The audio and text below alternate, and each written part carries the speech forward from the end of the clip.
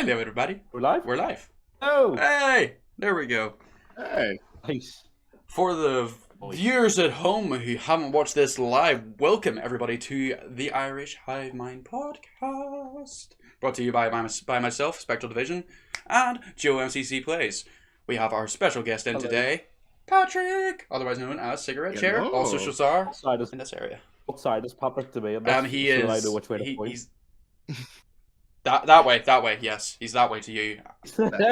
Other way for you, Pat. I don't know which way to point. Let's get stand off, boys. I'm below you both. I just need to do this here. It's great. Jesus. As always, a great start to a stream when we don't know what the fuck is happening. That's the best part, though. Just saying random shit, and it's like, all right, well, what do we do now? Exactly. That's all we ever need it for. So here we goes. How has everybody been? I'll start with yourself, Joe. How have you been, lad? I'm grand. I'm still looking for a job. It hasn't changed the last 4 days. Still looking for a job. Trying to get this bread. Pretty much trying to get the sweet money, dollar cash bills. And so, I've done a bit of that. And I've streamed a lot, actually, the last couple of days. Mm-hmm. You have been. You've been doing the streaming bits pieces. You were streaming. Sure, I got my new toy. So... yes, I saw the new toy. The new toy looks smackable. It looks very, very good. It's very cute. Oh, when you said toy, I was like, Oh no, is it Twitch friendly? This ain't that type of show, my guy. But it looks brilliant, sir. I haven't got a chance to catch your streams because you've been trying to find the bread, I have been baking the bread. So I've been baking the bread. Started the new job this week. After I left the packing at the warehouse because that was murdering my soul on a spiritual level. So got a new job, as you do. So I'm now working at another place, of which I will not put on Twitch because I don't want doxed. But it's been good. It's been good so far. It's in a co-commercial capacity, so it's just me. I feel like I've known you 8 months, Adrian, and you've had about 103 different jobs in that space of time. Yeah. 103 different jobs. Fuck me. It's not even an exaggeration, too. That's a lowball estimate, honestly. Yeah. I've been. Did you know what the thing is, right? I worked in. Oh, let me fix this. So if I'm going to talk about this, I need to talk about it properly, Right. So this is the thing, right? I worked in care for about 5 years from I was 16.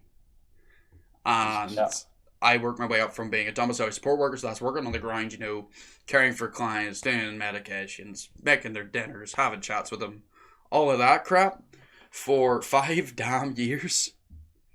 I got into a management position, I had been doing bits and pieces there, and I was done with it. But because understandably though. Yeah, I'd done it for ages, and that was what that was. So then whenever I got out of that, I have had a surplus amount of jobs because I left in the middle of a pandemic because I am a impatient arsehole, for lack of better phrasing. So I went from basically half the jobs I've had over this period has been COVID jobs, which are always temporary. Every time I've got a job that is meant to be permanent, it has fell through. Hence I have to go and get another temporary job to do me. But which is probably what this is too, honestly. Well, I guess I'll just redeem no person. So that's where I'm at. That's why in the time that you've known me. So I basically, after I left there, that's when I started streaming. So I've just watched the conjunction of 5 years of absolute mundanity, and then you're seeing the evolution of myself. Yeah. You're seeing it live, Joe. Yeah. This is why. Oh, I'm watching you grow. You're watching me grow. That's it. Watch me grow as a person. Watch me grow professionally. Yeah. And you've also watched me grow a beard at this point because I have also I've grown a full beard in the time that I've done this. And shaved it and grown it back, and shaved it and grown it back, but that's fine. I also trimmed mine the other day. COVID inherently just makes your hair grow significantly longer, bro. That's what it is. That's all it is. Before COVID, I didn't have any fucking speckle of a beard. I sat in my house for a year and I grew out a fucking man beard, bro. Oh wait, I'm just realizing, should no cursing apply to guests? This isn't. Let him do what he Can wants. Let him do what he wants. I think. Oh yeah, okay. So Pain. Patrick, I'll let you decide. Do you want to Pain's curse or do you want to go under no cursing? How long does it last? It's 10 minutes. Every time you curse, it gets a minute add on. And it applies So to me does it too. start now. Okay, yeah, we'll have it start from now because it got redeemed and I didn't Okay. think of it because I thought it was just me because Joe doesn't curse, so it only really applies to me. But you've done that. So yeah, so we'll apply it from now. No cursing for the next 10 minutes. Now 28 minutes past. That's fine. Just Waggish just said hello. Hello, Waggish. He said hello to Hello, Patrick. He hasn't said hello to Hey, me Waggish. or you, Joe. I guess we're just bitches, but Yeah, that's it's fine. both, that's why. That's it. But I'm the important person. that's here. it. You're the important man. You're the esteemed guest. You need the highest of hospitalities. But yeah, so that's why I have loads of jobs and stuff. I'm just realizing I didn't turn off my sound alert, so I'm gonna do that there. Patrick, how have you been going? Pretty all right. Obviously, I work at a smoke shop now, so that's fun. I get to listen to my music, do whatever the fuck I want, essentially. And all I have to do is clean down some glass and take inventory. And I get paid $10.50 an hour. So really, it's fun. It's just that one day out of the week, you got to work a 13-hour shift, and it feels like you want to fucking punch yourself the whole time. like, don't get me wrong, I'm making $100 in that day just by working, but at the same time, it drags. Like, you'll get maybe 11 hours in, you know what I mean? 11 hours would be 9 p.m. my time. Yeah. And right when it gets to the last 2 hours, it just feels like it's going by milliseconds. Like, it does not feel like it's going fast at all. Like, I'll watch a YouTube video, the bitch will be fucking 30 minutes long, and that thing will be over in a snap. Yeah. And then I watch a YouTube video after 9 p.m. and it feels like it's dragging on for 3 hours. Fair. Have you So, watched like- the first episode of this really cool podcast that I found the other day? It's called the Irish Hive Mind. Wow. Oh my gosh, that was so smooth. I haven't watched the first episode yet, but I definitely will tomorrow at work. Okay, 'Cause that's I got great. at 2 That's- p.m. He knows the score. He knows the score. Well played. He knows well what he's doing. played. See, that was it. Well, I guess and Jason are just debating whether or not they should redeem no cursing again. So this is fun. This is great, guys. But yes, that's how we've been getting on. How was did I ask how the Returnal stream went? Have you answered that question yet? You didn't ask. I didn't. Okay. Too rude. It was in my head. It just didn't come out from my mouth. I apologize sincerely. How did the Returnal stream go? How are you finding Returnal in general? Returnal's class. Like it's so hit and miss for me in terms of how far I get. Mm-hmm. So like, I did a run today. I got the whole way to the third boss, Okay. and the next run I died in the third room. As in like the third, like as in I started my run and died in the third room. So it just depends how invested you are in the actual playthrough. I think coming back to stream has been really interesting because I haven't streamed since September. And then I came back there New Year's Eve and New Year's Day. And I was not worried, but I've been surprised by how much the community's come back. Mm-hmm. Which is quite nice. Yes. A confidence boost, you know. Yeah. Well, that's because you have a very great and wholesome community, and That's true. I'm happy to be a part of it. Not gonna lie. Whereas me and Adrian have the most like toxic people to ever fucking walk the earth. Yeah, I love the way No, I'm kidding. you've I'm literally kidding. said this, right? And I've just been reading the chat here while you were talking.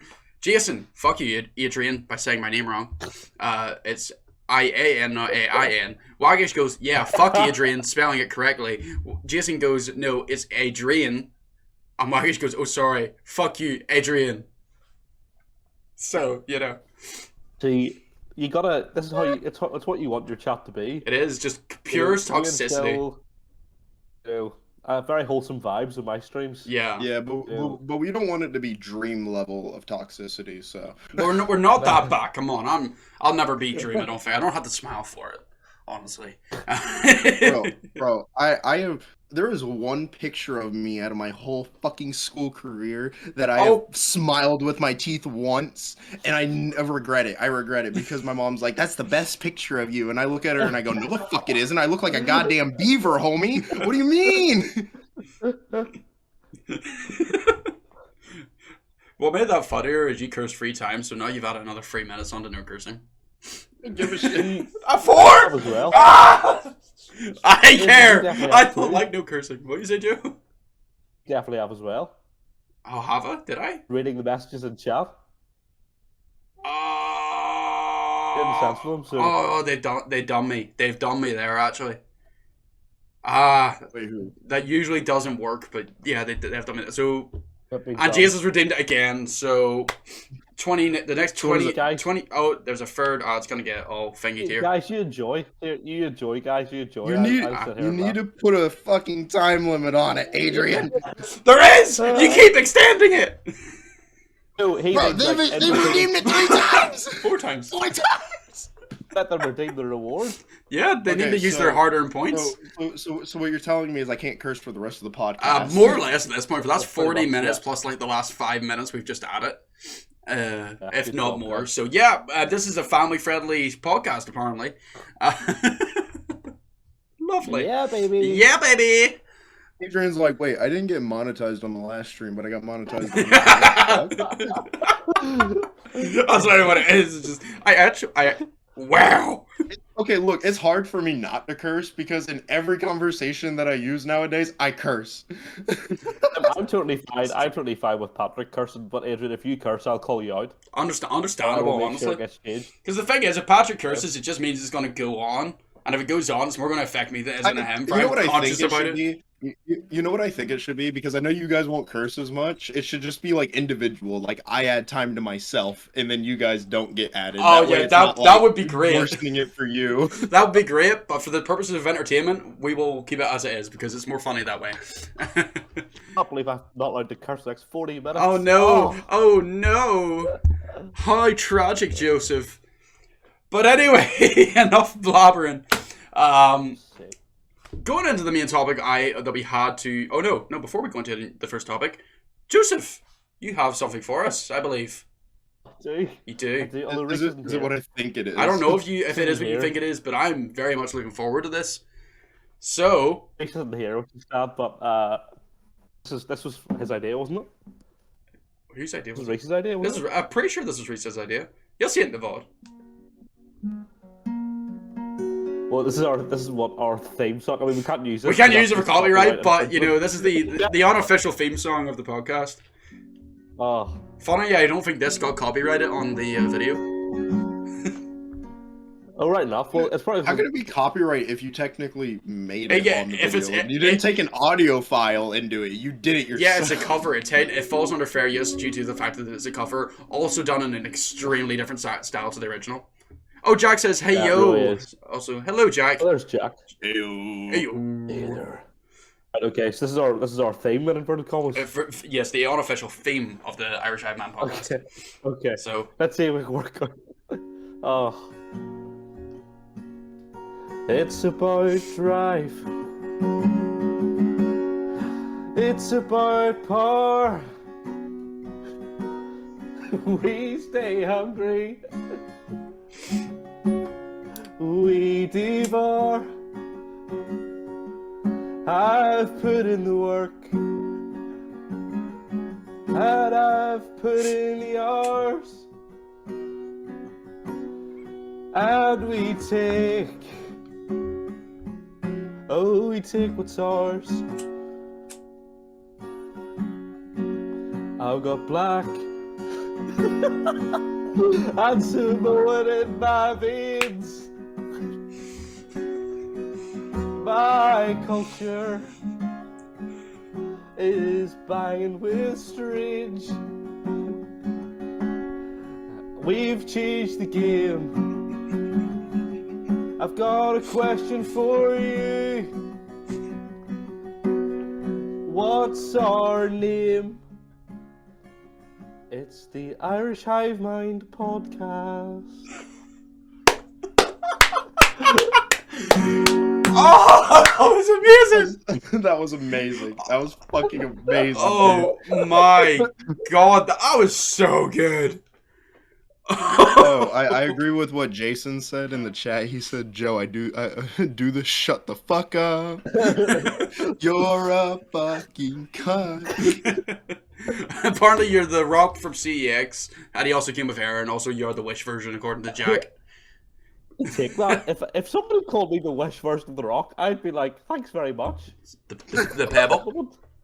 Yeah, that's the Pebble. I'm like, thank you so much. Thanks for calling me the Pebble. The sedimentary. And yes, chat, I apologize for cursing. It's not my fault. No, it is your fault, actually. Well, it is. It's fully my fault. I am in control of my own words, and I failed you. I failed you all. I'm sorry. But yes, thank you very Joe for that rendition of... Adrian looked like he was about to make an apology video. I have made some severe and utter consequences in my decisions lately. Try to read the duck chat. Adrian. Waggish, that's just mean. Right, that was great, Joe. That was brilliant. That's calling back to last episode where Joe done a very quick rendition of it, which is available on episode 1 of the Irish Hive Mind Podcast, available on YouTube at Spectral Division. Wow. Most unnecessary plug of all time. I know. It's not like we're doing the podcast, but I'm just gonna plug it every time. But yes, let's call back to that, which was really good. I very much enjoyed that, Joe. You put a lot of effort into that, a lot more than you ever needed to. So, props to you, gamer. Honestly, I honestly didn't. I'm not gonna lie to you. I forgot about it and I came up with that right on the spot before we went live.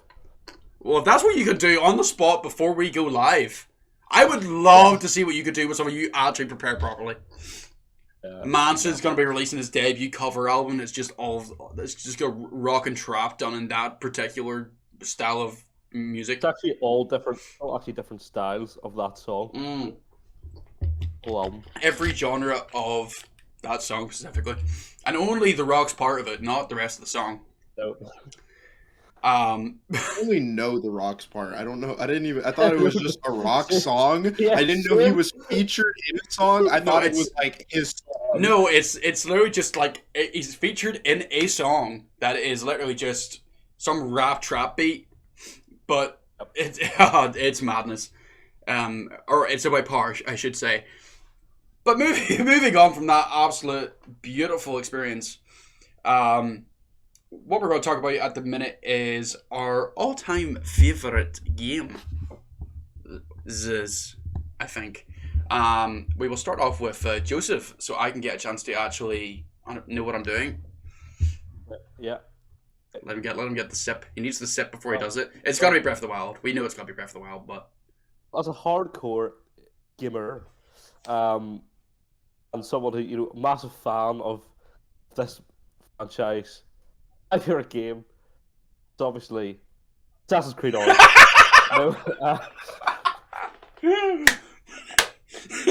Pull out the Glock and forever sleep. Sorry, no. Obviously, as a hardcore gamer. My favorite game is obviously one of the biggest releases of the last couple of years, and that is guys. No, sorry. No, sorry, that's a mistake. Sorry.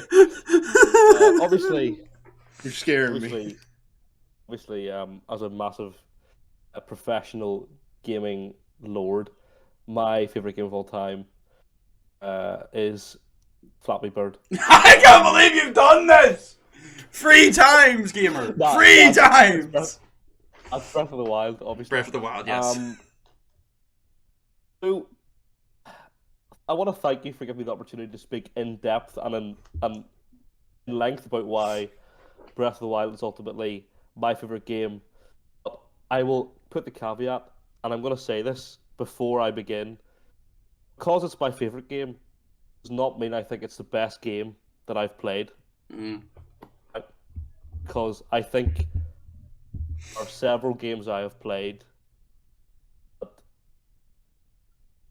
a story element are far better. Right? Mm-hmm. So I'm not like a Breath of the Wild shill. I won't sit here and say, "Oh my days." Story in Breath of the Wild is honestly one of the most unbelievable pieces of game writing you will ever see. It's not this actually. I think the story in Breath of the Wild is a bit meh compared to other Zelda games. Zelda games have never been about story to the same extent as other games would. Let's look at God of War 2018, one of the best stories ever written. Mm-hmm. The Last of Us, not The Last of Us 2. We'll not get into The Last of Us 2, but look at The Last of Us. One of the best, probably the best story ever written, potentially.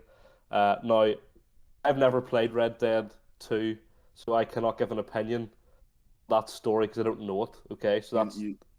You need it after this podcast. I'm gonna buy you Red Dead 2, and you're gonna sit down for the next 150 hours, and you're gonna play it. Yeah. Not a threat at all. Not a threat at all. That was a sincere gesture. But yes, so get into it, Gio. What's the crack with Breath of the Wild? For personally, I haven't actually played a lot of Breath of the Wild. I played maybe about 5 hours, if even. More because I have every other console under the sun and barely look at my Switch, but go into it, game it. Depends what you're looking for in terms of if somehow somebody doesn't know what Breath of the Wild is, right? Breath of the Wild is the last mainline Legend of Zelda game released by Nintendo, and it was controversial on its release because Zelda has always been like a linear story, linear path. Apart from, potentially, you could argue that Majora's Mask has elements where you can pick and choose what you do and when you do it, but they were releasing an open world Zelda game, and I didn't know. When I bought the game, I said this the other day, I didn't know I was buying an open world Zelda game because I actually hadn't heard. I wasn't big into gaming at that stage when I got it in 2018. Mm-hmm. So when I bought Zelda, I bought my Switch, got Zelda with it because Zelda has always been my favorite franchise from when I was about 6 years old. I didn't know what Breath of the Wild was. I booted it up, started playing. You're in the tutorial area, this massive tutorial area. I was like, okay, this is a bit different, but like, I initially wasn't liking it because it wasn't what I was used to. Mm-hmm. Started it. Did it and I thought, I'll be linear after this. We'll be going to our dungeons and blah blah blah. And then that just never happened, and I just had to buy into it, right? But I think what makes Breath of the Wild one of the best games, one of the best open worlds ever made, in my opinion, is that there's always something to do. So many times I would be just on the horse, going about, and then I would find myself going somewhere I had no intention of going because I saw something that caught my eye. Like, oh, what's over there? What's over there? And then you get lost. Another thing that Breath of the Wild did that I hadn't seen before was like, not just the extensive like cooking mechanic that they used. So like, there was no hearts in the game. Mm-hmm. Zelda's always been like hearts in jars and stuff. Yes. All that existed. You had to cook to get meals to get your health back. Mm-hmm. So there was that, but there's also like a ridiculous weather system, where like you have to like wear the right clothing so that you're not too cold. Oh, I didn't even know that was mechanic. Or too warm. Mm-hmm. Yeah, it was quite interesting, and they've got day-night cycles as well. But I don't want to talk too long at one go. I want to hear like what have you heard or what do you know? What I think from being a Zelda fan, naturally biased towards that game. Yes.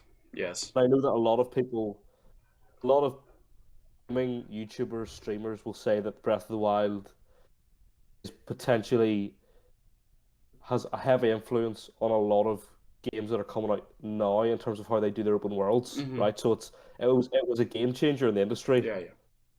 It came out. It did so much that so many games weren't doing. Mm-hmm. You've only got to look at Odyssey for example, and let's ignore the Assassin's Creed part, and let's just look at it from an open world point of view. Yep. Look at the open world there, and a lot of the times you're just running through the same trees, or you're just on a ship on the sea. Yes. There's like Can I pause you 1 second? to Patrick, why are you tapping us, bro? Thank you for the 100 bits. Also, just sorry. Patrick, you don't have to you don't have to stop him. It's fine. I'm here. I know. I was just like, wait, what did you just do, gamer? Sorry about that. Sorry, Joe. I feel bad now. Sorry. Go on. Sorry. Like, so you look at like other open world games that you've played. I think that from what I've played open world game wise, very few. Even I've played Origins, Odyssey, Valhalla, for example. Right, 3 massive open world games, right, and they don't have anything to the same level. You can't really compare it, but GTA's got like a small open world, but it's pretty packed, pretty good, full of activities. Yeah.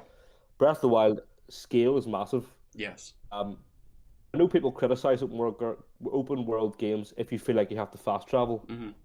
Often fast traveling in Breath of the Wild is like part of the experience. Like you go on fast travel, you get something done, and then you maybe choose not to fast travel. It's up to you. Yeah. You don't. There's no time pressure to complete anything. Yes. There's this Breath of the Wild's like there's this big thing you got to do, but you can choose what order you do it and when you do it. I just think it's I mean, I stuck like 150 hours into that game in about 3 weeks. I was just hooked completely. Like it was. Let me. I haven't done that in a while. It was ridiculous. Yeah. Well, you don't tell me how much you really enjoyed Breath of the Wild. Let me. I'll say I haven't played a lot of Breath of the Wild, but like from what I do see, it looks like a very, very good game, and it is very in depth with its systems. In a sense that it's also very not like other Zelda games in a way, especially with things you get durabilities, the Master Sword's like a very rare thing to get. Although that is a good thing, it is also very non-Zelda like. Do you have any thoughts on that in terms of like it being not like a Zelda game, if you know what I mean, just in the broad sense, not particularly in the open world aspect, but in all the other aspects as well? I think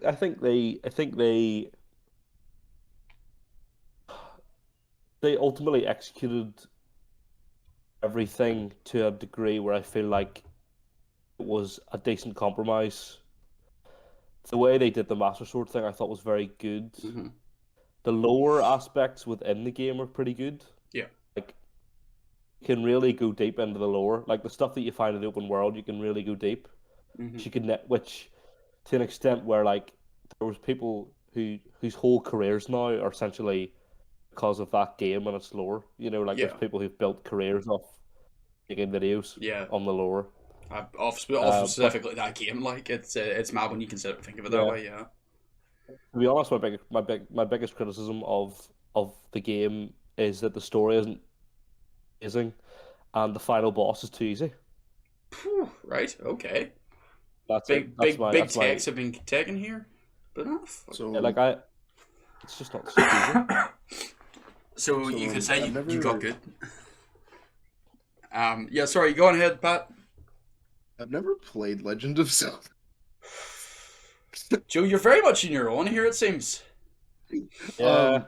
Okay. Look, let me explain. I've seen gameplay of it. I've seen like a whole playthrough of Breath of the Wild, and it looks like a fun game. It's not my game, if that makes sense. Like I'm more into like I don't know how you should put it. Fucking.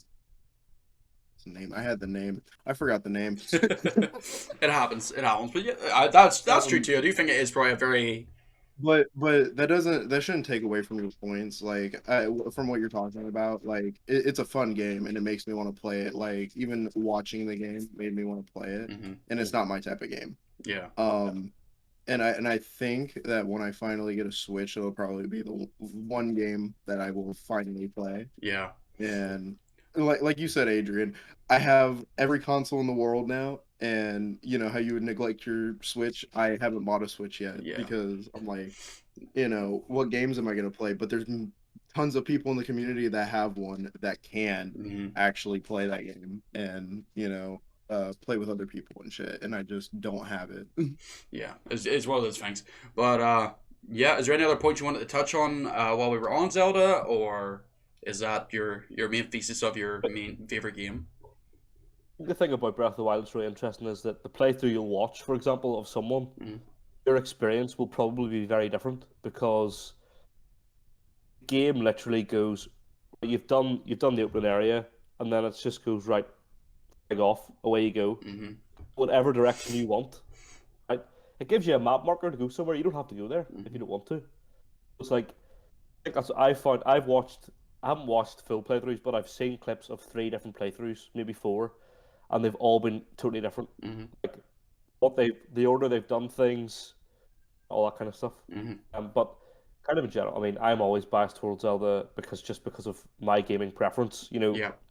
my first PlayStation properly when I got my PS4 in November 2019, right? So that's like basically 2 years ago. I'm massively new into mainstream games Mm-hmm. from the sense of like first game I played my PS4 was Jedi Fallen Order, and then I've been like trying to catch up. Yeah. I've been trying to like play games that everyone else is raving about that I've never played. Yeah. Like this year alone, in the space of 5 weeks, I played The Last of Us 2, Horizon, and God of War all for the first time. Yeah. Like in that, so like I've just been catching up. Yeah. I very much envy you with how like you're getting into the industry at this point when there is so many certified classics at this point. It is a madness. And I find that There's quite also so many games There's that so many. everybody has played that you have not played and experienced. Yeah. Like personally, I would love to go back and experience The Last of Us for the first time, and the fact that you're getting to do that now, like at a younger age, it's different. You know what I mean? Like your Yeah. brain hasn't developed like these characters, like are significant and shit. But when you get older and then you replay it, but you've already like you've already played it before, but when you replay it and you actually understand the story, it's a whole lot different. But since Yeah. you've never played it before, you get to experience it so much more differently than we do. Yeah. And that I think that's what I like is like I 100% wish that I could erase every memory of Red Dead 2 and go and play that again. Yeah. Every time. I swear to God, Yeah. I wish I could because that story is so fucking good and it is so rich with character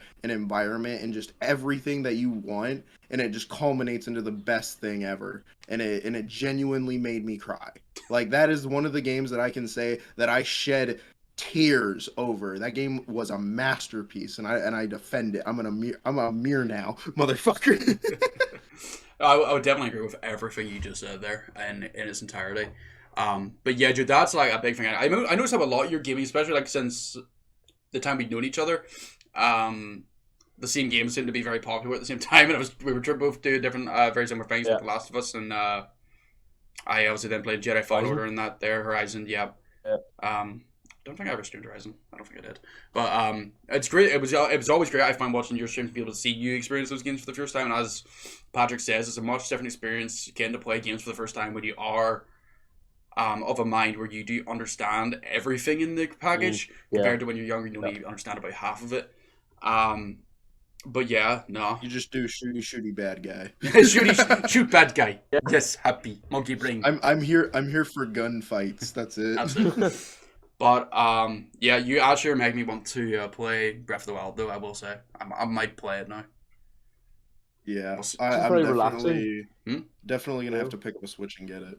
It's actually really relaxing as well. You know, like I found like because I got it during uni, and it was a nightmare, and I would just sit for like a couple of hours, you just totally chill out, like while you're playing it. Like it's not like it doesn't require the same intense levels of concentration as like Souls-like, or if you play like The Last of Us in a harder difficulty that requires intense concentration. You know, you can kind of like when you play Breath of the Wild, your mind can just kind of go elsewhere, which is kind of nice as well. Yeah, yeah. Sorry, I muted my mic. Dude, you muted. I never thought it was like a very relaxing game. It looked like one of those things. I think it's maybe just with the RPG aspect to it that like it's something I think I would have to sink at least maybe 6 hours in off the bat to get like my enjoyment out of it. Before I would like fully, you know, be able to appreciate it for what it is, and that's just the way I tend to game. Sure, we're all aware. Like I love to game for ages. Do long streams, yeah. Yeah, exactly. I do it on stream. Never mind at home. I'll ever do a stream. What are you talking about? Yes, Jason, if you want to redeem No Curse, you can redeem No Curse. Just putting that out there. But yeah, I might actually might play it then, because if it is more that experience game or chilled experience, I will have to like make an effort to get myself invested in it so that I can play it like that. It's just that, you know yourself, it's a lot harder when I am also playing different games and stuff online and doing streams and all that. There, it makes it more difficult.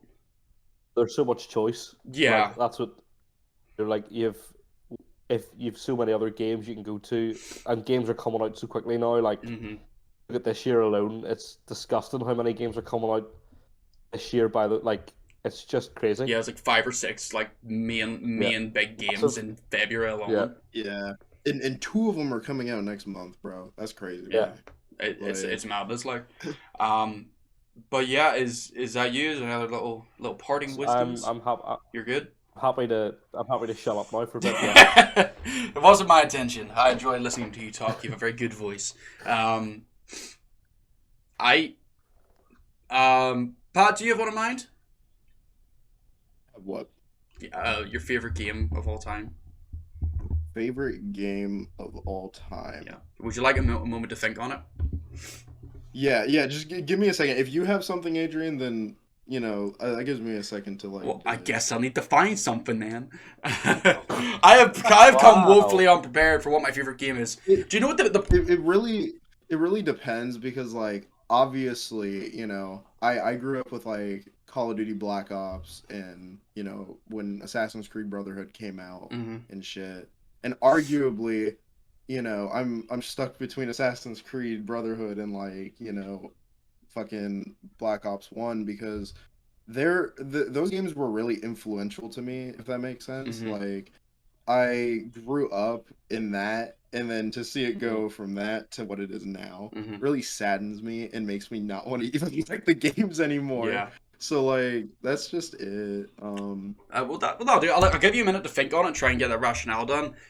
You have given me a good bit of idea of what way we were taking this, because I didn't know if we were doing like our favorite game of like, is it more the modern favorite game or is it the classic favorite game? For me, I personally have probably about 55 million favorite games, because I love something different about each one of them.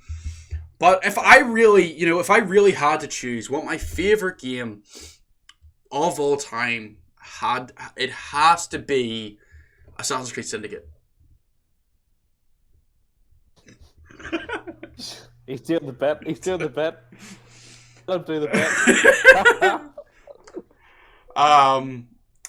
So there was a second there where I thought he was serious. I got you there, didn't I? Yeah, you did a wee bit. I was like, what? You made me literally facepalm because you sounded so serious, bro. Assassin's Creed is a good franchise. But anyway, no, it's not Assassin's Creed Syndicate. I think I would rather listen to Assassin's Christmas on repeat for the next 25 years. Yeah, no. If I had to say my favorite game on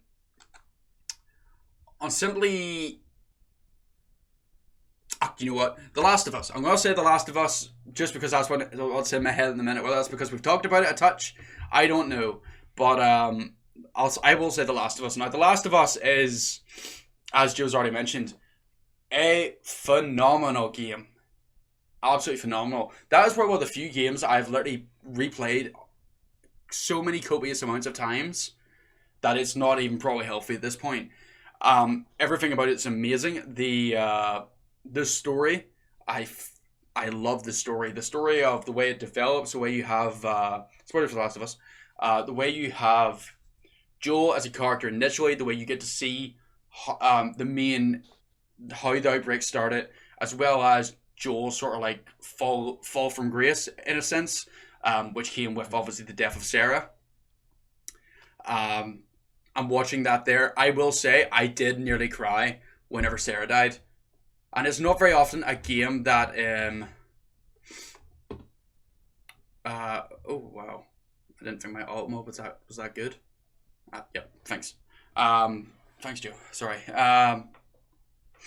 I don't think there's many games that could entice such an emotional reaction from myself. At that early in the game, at that point, you've played for like half an hour to an hour. You see Sarah literally gets shot. You're sitting there, Joel's all coming up to her, and you can see like the emotion behind every bit of it. You really get invested with that character, and you really feel his pain as he feels it. And that same thing does carry out for the rest of that game. I do find you have your 20 years time skip. You see Joel, you see he's in Boston. You don't know all the answers at first. There is a bit of a mystery towards what Joel's done specifically in the last 20 years. And what he's done to get to the point that he's at. It opens on the shot of the watch and it's broken that Sarah gives him at the start. Can I also say I really loved the joke at the start that is just, how do you afford this? Drugs? I sell hardcore drugs. You start paying the mortgage then. That is probably one of my favorite jokes of all time, just for how realistic it feels. It doesn't feel like a forced joke. It doesn't feel like the MCU brand or that very more modern way of making a joke where it's just slapstick in your face. Yeah, very in your face and like haha. You see, it's a funny. Exactly. It's very understated. It really sells the relationship of Joel and Sarah, which we really get to see mirrored in the relationship we have with Joel and Ellie. You wake up in the house and you go through Boston. You learn where Joel's at with Tess. And you go through sort of what their daily life is looking like. That then obviously changes when we meet Ellie, and she being the catalyst for all the events going forward. With that, then I'll move into the gameplay, so I don't ruin too much of the story. But the gameplay in the game, I find is very, very good. I think it's not given enough credit just because it is very similar to a lot of other titles. But I feel like it's a very refined combat system. The stealth is fantastic. It's very, very satisfying to pull off full stealth runs or getting through entire areas without anyone seeing you. As well as that, your actual open combat's very good for the sense that it's not easy. It's like, Joel isn't a trained military man. So when he's sitting aiming his gun, you've got realistic sway, at least at the start until you get into the game and stuff. But you have a lot of sway with your guns. Open combat is not what's focused on, and I really do like that realism that is a part of that. And then moving on from that, then we also have all your enemy variety. You have your human enemies, you have your affected enemies as well, with the variations of them. You get your runners, you get your clickers, you get your bloaters, you get your stalkers.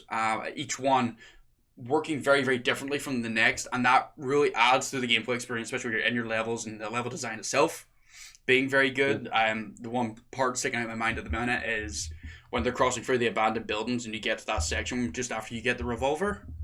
Or is it when you get the revolver? I can't remember specifically, but you basically you drop down as Joel and there's a clicker, like 2 clickers and 4 or 5 runners, and it's really a really good level for it's very, very easy to get caught. And once you do get caught, there's so many enemies that are coming around you. They're all coming out of the shadows, and it's like, oh shit, what am I gonna do here? Which you don't really get as much until that point. You get a lot after that point as well. And then you also have a lot of I like the cuts in gameplay, if that makes sense. The cuts in the general layout of gameplay, particularly when you when Joel gets impaled at the hospital, and you're sort of like having to you're moving all over the show, you're blurry visions, and you're trying to help Ellie escape.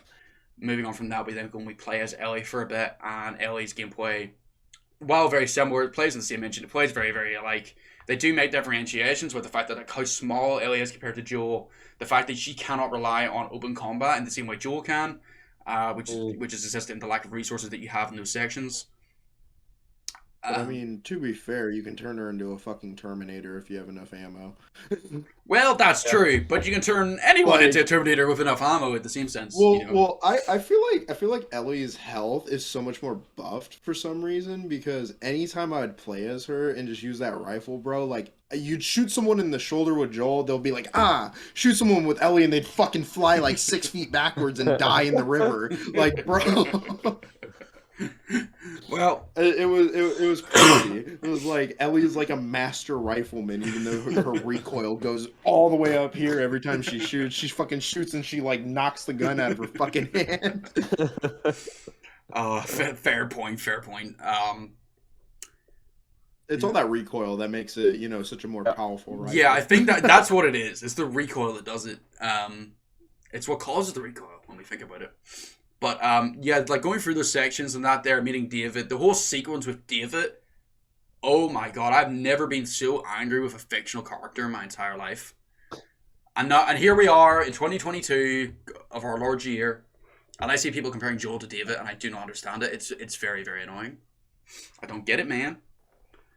I don't see it, man. Wait, hold on, wait. There's people comparing. Yeah, there's threads on Twitter of people comparing David to Joel. I don't know. But anyway, The Last of Us is a 10 out of 10 game. There's not a lot I would change about it. Other than if it was in a more modern setting, we could have more modern features. But I don't think anything for when that game came out and how much I played that game. You know, the game done everything right, in my opinion. There was very, very little to improve upon. It's just a shame that The Last of Us 2 let me personally down so heavily. It was a very disappointing time for me. I will not deny. But yeah, that's my favorite game for this half an hour. Yeah, it's interesting how he created a game that felt so real in a world that was clearly not. Yes. You know, like you think about the idea of like the fungus zombie things, whatever they kind of generally are. The way in which the characters reacted and the way in which the game played, you felt somewhat responsible for what happened because gameplay was so slow that you had to really think about everything that you did, and everything you did mattered. You know, it was very rare that if you made a mistake, you probably died. You know, like that's kind of how that game was. And I think that was, when I played that, the experience, I've never been so emotionally affected by not just the story, but the way in which a game plays. Yes, you know? yes. Like it's an unbelievable achievement. Yeah, it really is. Nuts. Yeah, no, definitely. You explained that a lot more concisely than I would have, or was trying to anyway. Yes, they do a very good way of putting the extraordinary into the ordinary, and I do think that's a very good experience. I cannot believe he's just walked out because I really need a toilet, and I was hoping that you could have talked while I went to the bathroom. It's also like it's like I just had to get some. They have you become so, like, as you said about Sarah's death. Mm-hmm. You already become so connected to that character. Mm-hmm. Yeah. And essentially, 2 gameplay scenes. Yeah, basically. One where you walk about a house, and one where you run through a city. Yeah, and one of those sequences you don't even play as Joel. You don't even see Joel until the very end of that sequence. Our mission. It's just, yeah, it's It is phenomenal. That was right what he said earlier, but like when you're younger, I don't think you appreciate like it may as well be Uncharted when you're younger. Yeah, you know? I definitely felt that too. Whenever that game first came out, I got most of it, but in like nearly every success and replay that I did, and usually about a few months apart, I noticed new things, new little details, even small things like Bill's town, and the fact that you learn that Bill's gay, for any like paraphrasing, but you find that out, and it all comes very naturally. It doesn't come as a shock or a surprise. It's not played up for anything. It's very much just he talks about his partner the whole way, and us as the player never think about it. And he says, and when you hear him say, "That was my partner," fucking idiot, and he cuts him down, you're just like, you get it all comes together in your mind at that point, and it's a bit like, oh my god, that is what it is. Yeah, and then what he says afterwards is kind of fucked up. Most of it is like Bill is very much he's not a very likable character, but he's relatable. He's just he's dumb with shit, bro. He's at the point to where he accepts, like, all right, you're gonna die at some point. You know what I mean? So I might as well not make a big deal over it and Mhm. mourn over it for years and let that slow me down. He just kind of has adapted to people dying around him, Mhm. and he's just very closed off to emotions. Like, Yeah, that's a very good way of explaining it. To be fair, that is a very good way to explain it. I don't know what else I can really add to that. Um, can you guys talk a lot of stuff for a minute while I go to the toilet? Enjoy. I'll be 2 minutes. Sorry. So, what do you think of the second one then, Pat? sorry, I'm gonna get onto that the as well. second Also, game, the Yeah, second the sec. game. Yeah. Do you want the honest answer or do you want the I don't want to fucking have a mob at my house answer? I want the honest. I want the honest truth. I want the honest truth. I have you played you've played the game, right? All right. Oh, yeah, yeah. If anybody in this chat has not played The Last of Us 2, you might want to go ahead and mute the stream for like 5 minutes as I spoil the intro to this game because I'm going to. So about 5 minutes you want to mute. I'm gonna give y'all a minute. Whoever needs to mute, and then I'm gonna talk about it.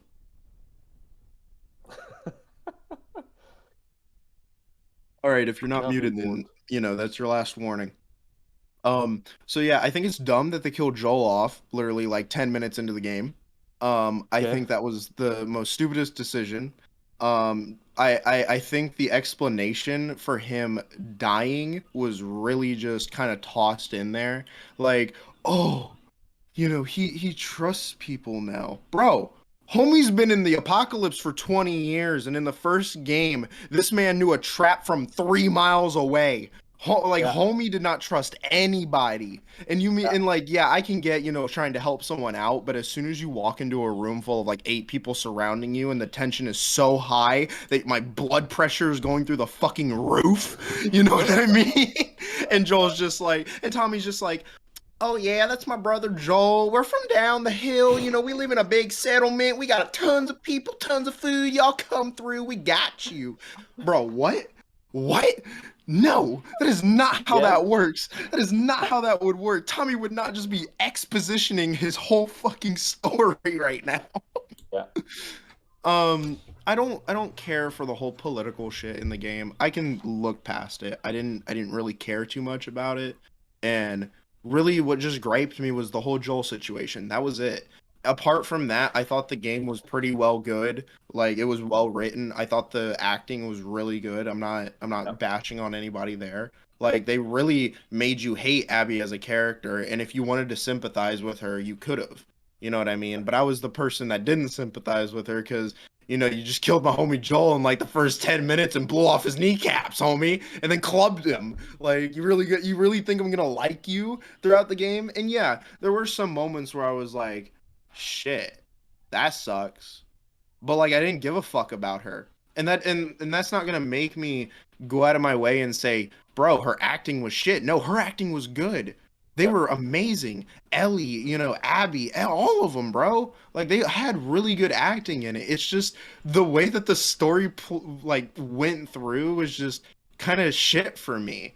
And that shouldn't just take away from that. Like Mm. I'm not gonna just say that the game was dog shit, but to me the story was dog shit. The gameplay was amazing. The acting was phenomenal, and I thoroughly enjoyed the game.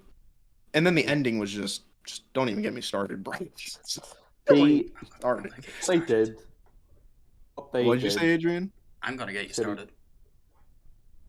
Anyway, sorry, Joe. What they did.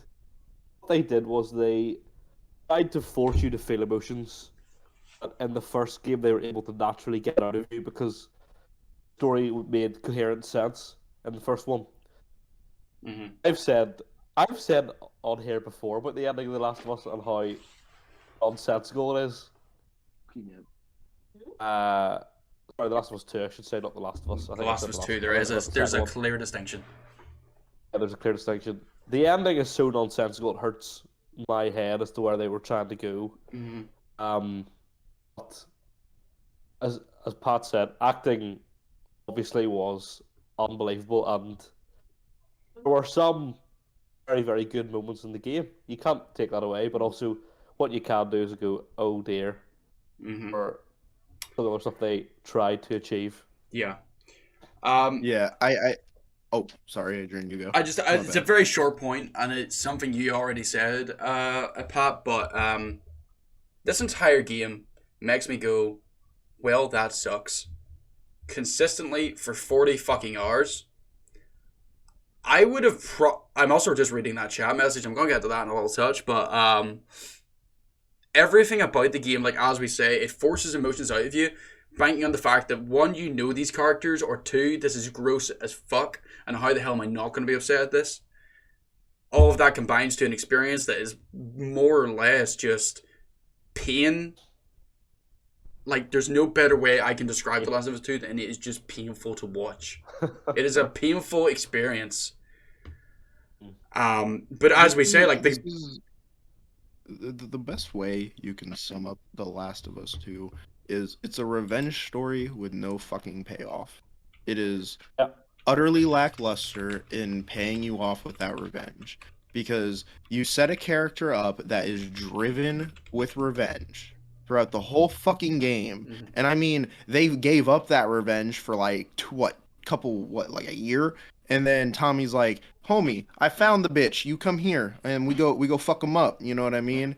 And Ellie's like, nah. And then in the middle of the night, she's like, yeah. And then you then travel through many states, through countless number of zombies, or, infected, whatever the fuck you want to call them. Mm-hmm. You get fucked up by a bunch of humans along the way. You kill a bunch of people, all for you to get to the final part where you're about to freaking kill her, and you just, nah, bye. Yeah. What? That it makes no sense. Just because you see her malnourished and trying to help a kid should not take away from the fact that I just spent many months, many years looking for you, trying to kill you, for me to go no. Yeah. Yep. Then you just let him go out into the sunset. So, what was the point of the game? The point of the game was to kill Abby. So at the end of it, you don't kill her. So what was the point of me playing the game? Yeah. Basically, yeah. You gotta love this. Three guys sitting in a call talking about something that they, all three of them, 100% agree on in exactly the same ways. Very, very rare with a lot It of is. Bias here. There's no bias here. There's no bias Very here. It's rare. not that all three of us hate this game except for the exact same reasons. And I've talked to people about this game that actually think that the game was really good in all points. Mm-hmm. And even then, it's like trying to argue with a brick wall. Yeah. Because they're not going to change their mind, and it's hard to change your mind with it. If you like the game, I'm not going to sit there and try to change your mind, but I am going to give you points that could change your mind, if that makes sense. Like, I'm not going to sit there and be like, oh yeah, you need to not like this game. I'm going to be like, well, this game had this and this game had that, and then if you want to counter it, I'm going to give you another counter back. We're going to argue back and forth. That's what I mean. It's like trying to argue with a brick wall, because they genuinely like the game. Yeah. So I'm not going to try to fix your opinion on it, but I'm going to try to make you think differently on it with the points that I'm giving you. Yeah, exactly. Yeah. Because we both have valid points, but it's not going to be all 100% perfect. Yeah. Like that. Yeah, that's very, very true. Just for the fact that Reese has put this message in, I must say it. But the consequences, actions have consequences. Sorry, I needed to do that. But thank you for that. Yeah, sorry, I was needed. What the worst bit I think about the Last of Us 2 community, specifically the second games community, from what I see, does seem to be for a fact that they don't want to constructively talk about the game. They want to specifically praise it to all high heavens and have it be that 100% perfect game that is amazing in every aspect. And then conversely, I do see a lot of people who do not like the game do want to then just go 100% in on the fact that, oh, no, this is a terrible game. Everything about it fucking sucks. What a terrible game. Oh, yeah, what a terrible game. There's no redeeming quality about The Last of Us 2 at all.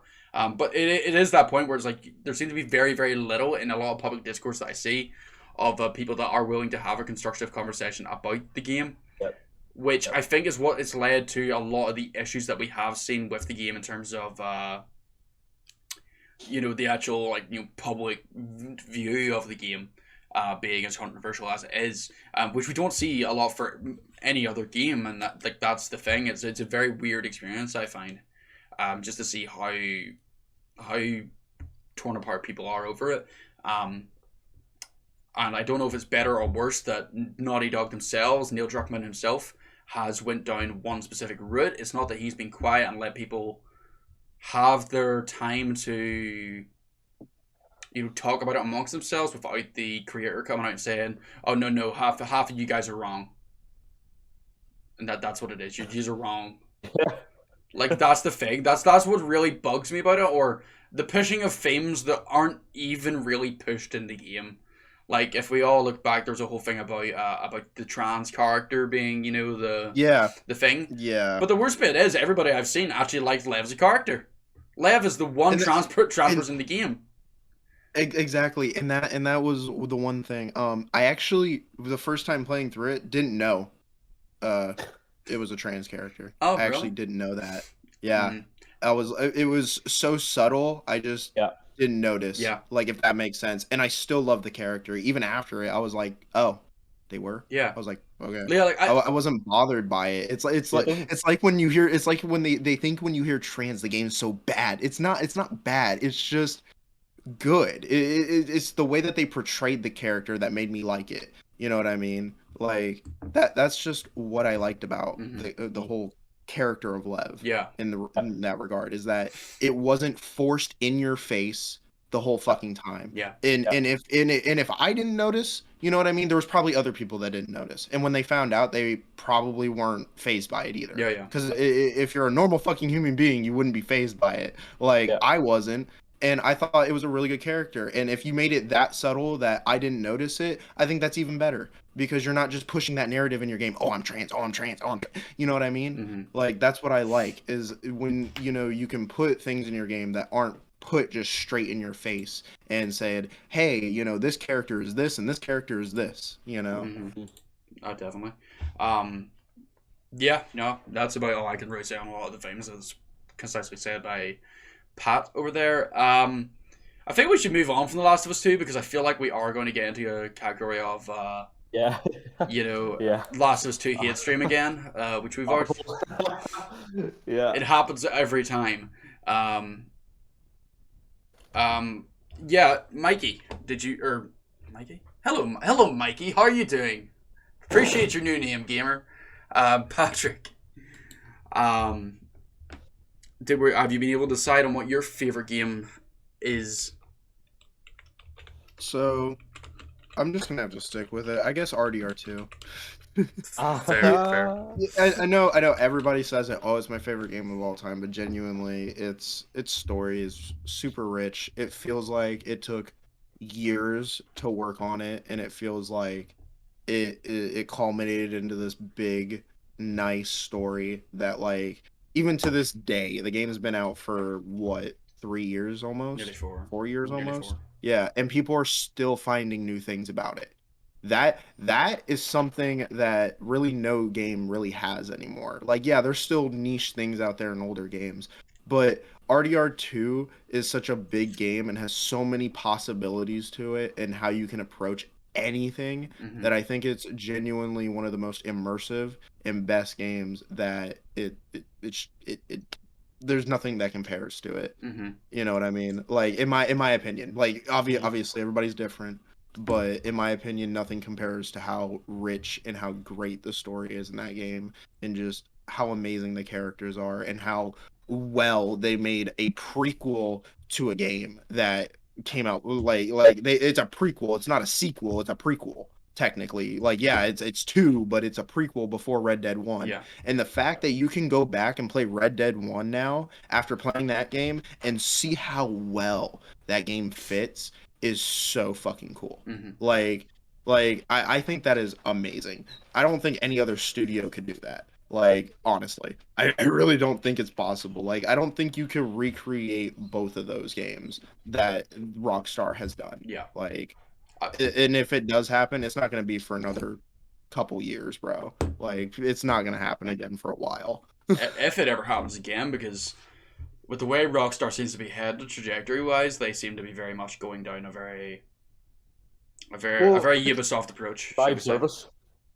Yeah. Well, here's the thing: Live is service. there's differences between the studios and how they work. Like there's different studios that handle online, and then there's different studios that handle story mode. They're not like online is created by a different studio. Yeah. It's not all the same. So like I'm pretty sure online is created by 2K, and then the actual story mode is created by Rockstar. So obviously there's not microtransactions and all that shit in story mode, whereas online it's very microtransaction heavy, Yeah. if that makes any sense to y'all. Yeah. But So like it's just it's the other studios that are ruining Rockstar's name. Like well, that's a valid point. Very valid point.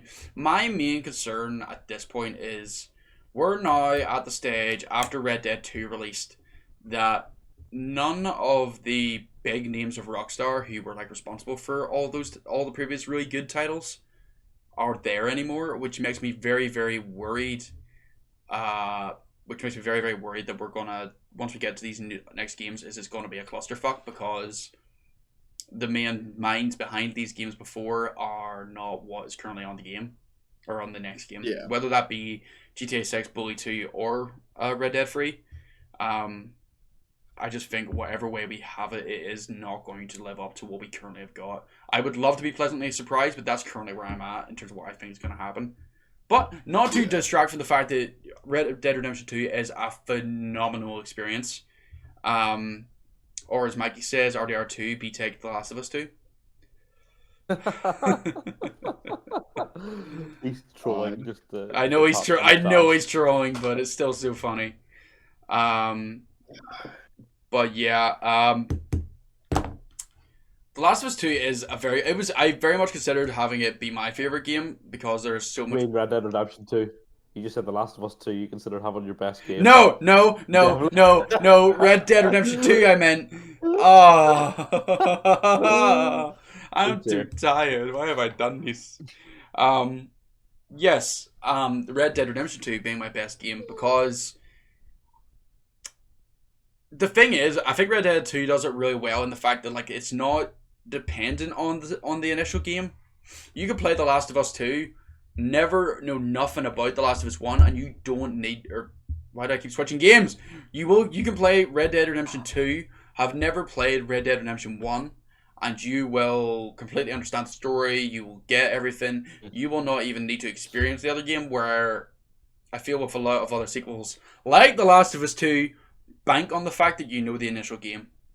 I think that's how Rockstar managed to do it so well, because you had two generations of players currently playing Red Dead 2.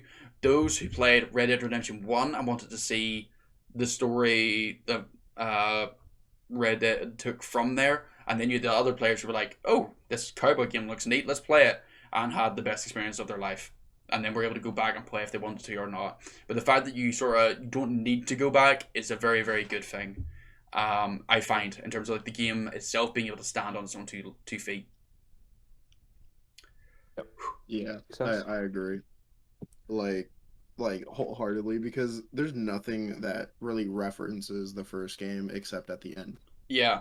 And realistically, once you get to that end bit, it's like, if you haven't played the first game, you're like, what happens next? Yeah. And go play the first game. Mm-hmm. True.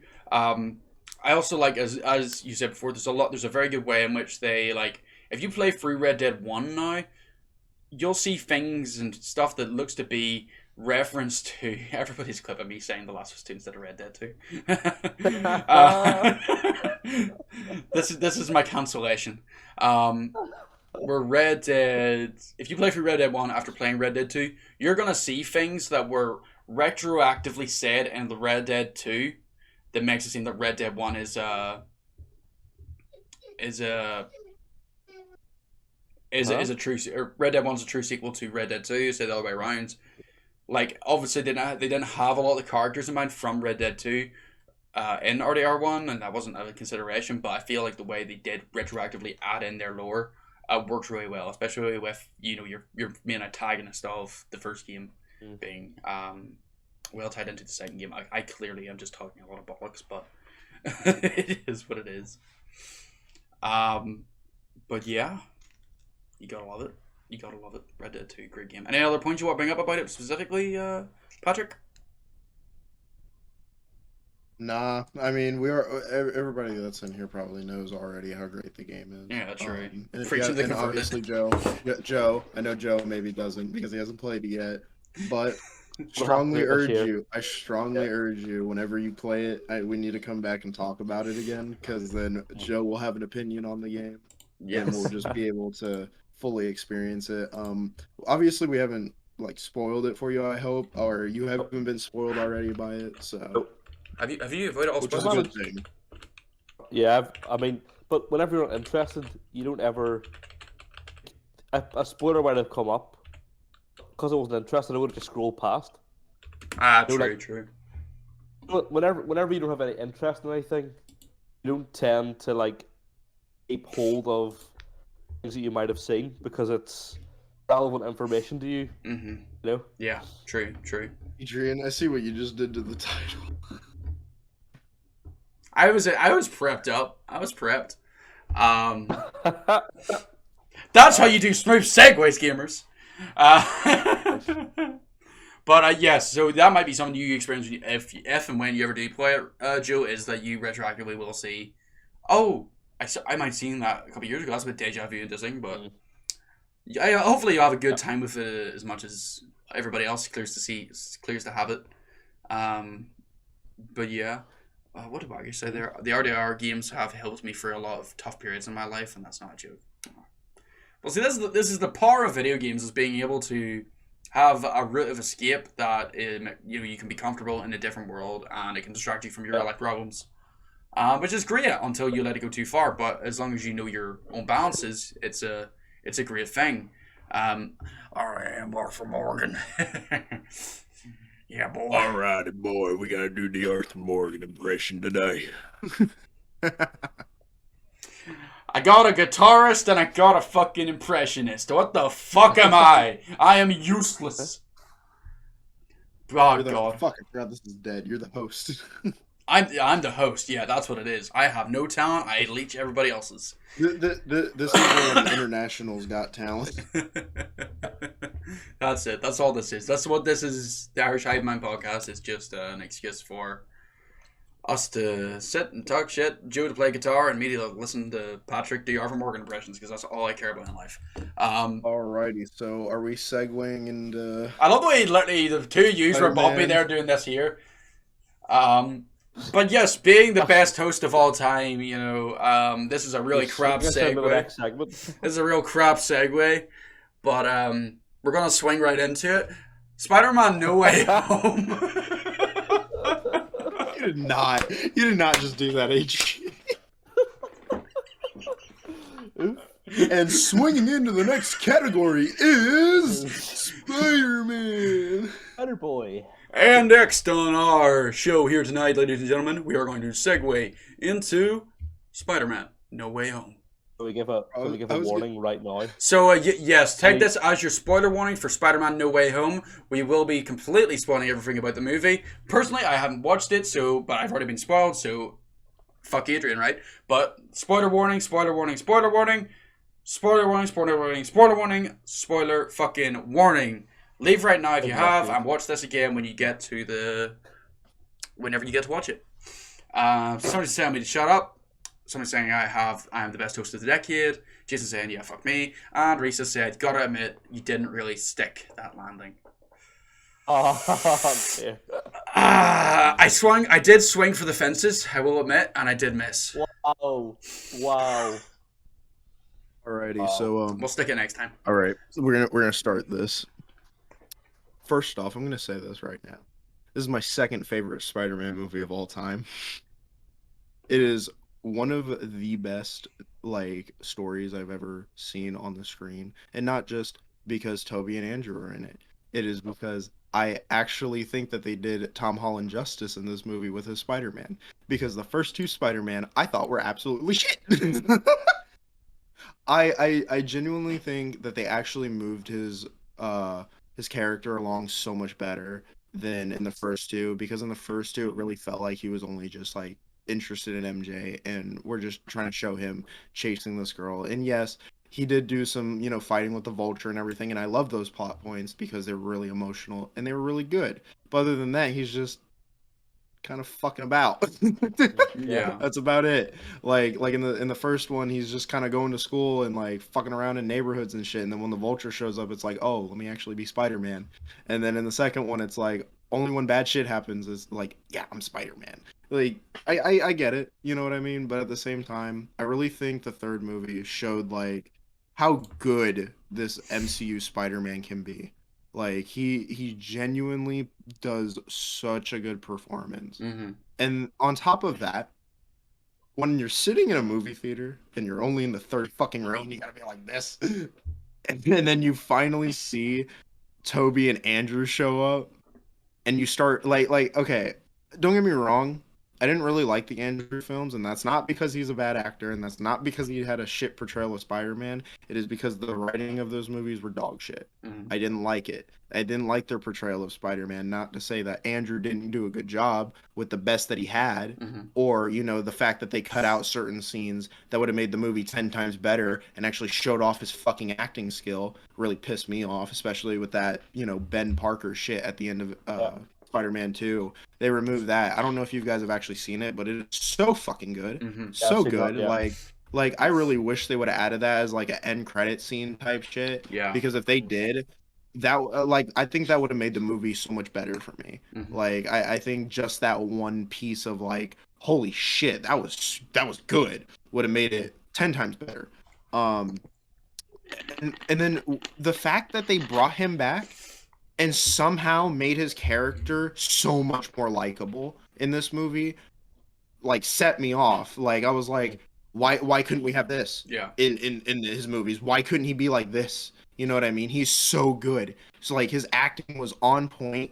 I felt every like emotional bit. Like he was like, when he had mentioned like when Gwen passed away, I kind of just stopped pulling my punches. Mm-hmm. Like showing how he's like descending into like this like fucked up version of Spider-Man, like he's starting to beat people up like because he's mad. Mm-hmm. You know what I mean? And he doesn't want Peter to go that way. And then Toby's Spider-Man trying to explain to him like, hey, I lost Uncle Ben and I lost a lot of people too, and people a lot of like shit's happen, and like he's this wise Spider-Man and shit. Like it is so fucking good, so good.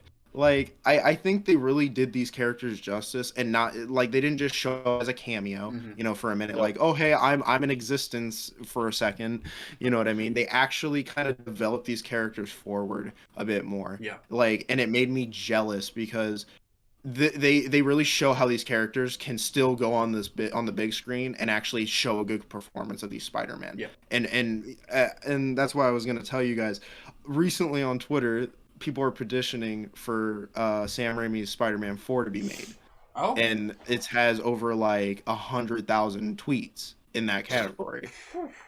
So there's like this whole big thing, like they want people to make the third Amazing Spider-Man movie and Yeah. Sam Raimi's Spider-Man 4 because they did these characters so fucking good, and they showed us that they can still come back and still do a good performance if they want to. Mm-hmm. And I really hate the fact that we probably won't ever get those. You know what I mean? And like, yeah, they've stated, oh, we'll probably see more of Toby and Andrew later into the MCU, Mm-hmm. but what we want is for another film, but with the writing that they had in No Way Home. Yeah. We want those characters. Like I would love for Marvel to create Amazing Spider-Man 3 with the way that they did Andrew. Yeah. Because if they did, I would thoroughly say that'd probably be like, my third favorite Spider-Man movie. Yeah. Like if that character was in it, Mhm. because they did him justice. They really did. And I like that. Like if you can make me like a character that I fucking hated and make me cry at the moment where he saved MJ and like redeem himself, that's a Yeah. fucking powerful thing to do, and that's what I loved about it. Yeah. Like Um. it's great. Yeah. No. Definitely.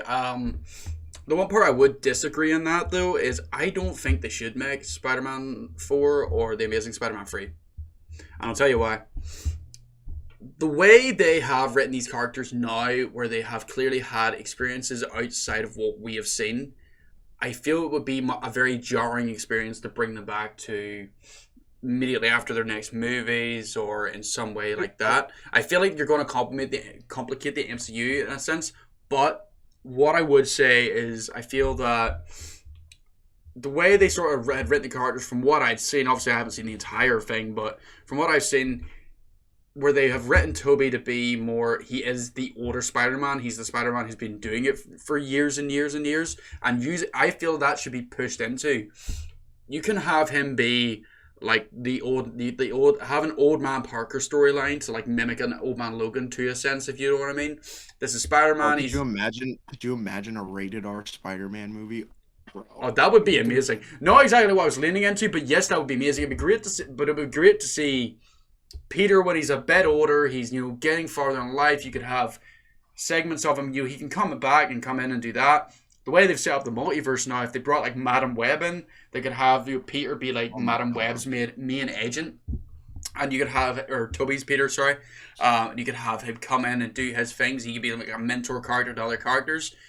Similar to what they did with Peter B. Parker in the Into the Spider-Verse movie, but, have it be Maguire's Spider-Man. He's a 40-year-old guy. He's playing a 40-year-old Spider-Man. I don't know how you're going to convince that as well and as relatably as I think it would need to be in a movie of its own.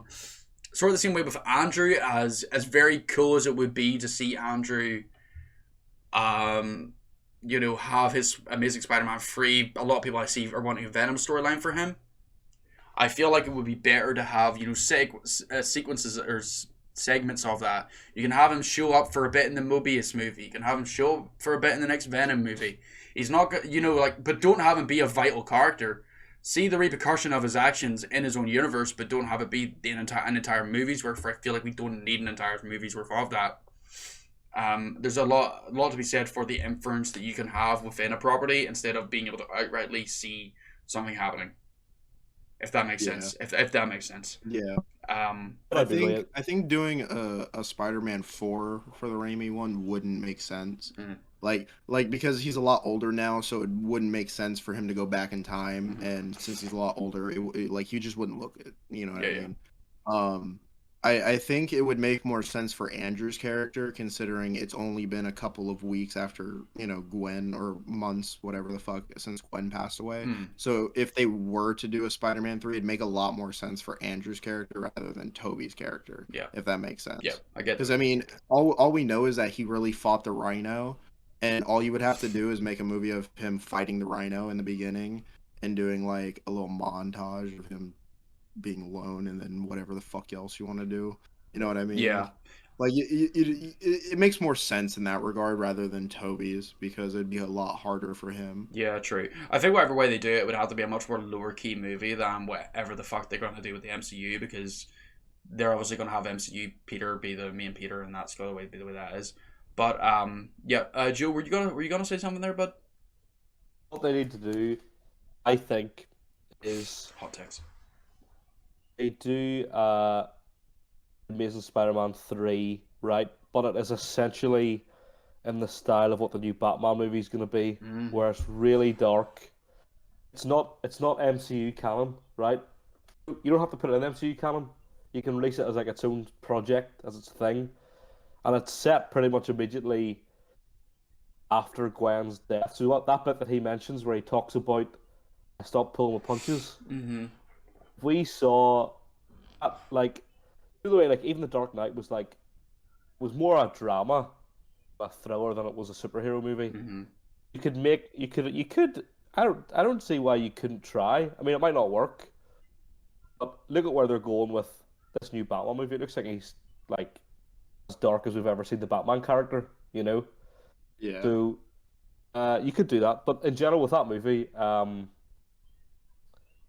had the audacity to put all three Spider-Men in a movie and actually make it make sense. Yeah. They wrote a story that made sense.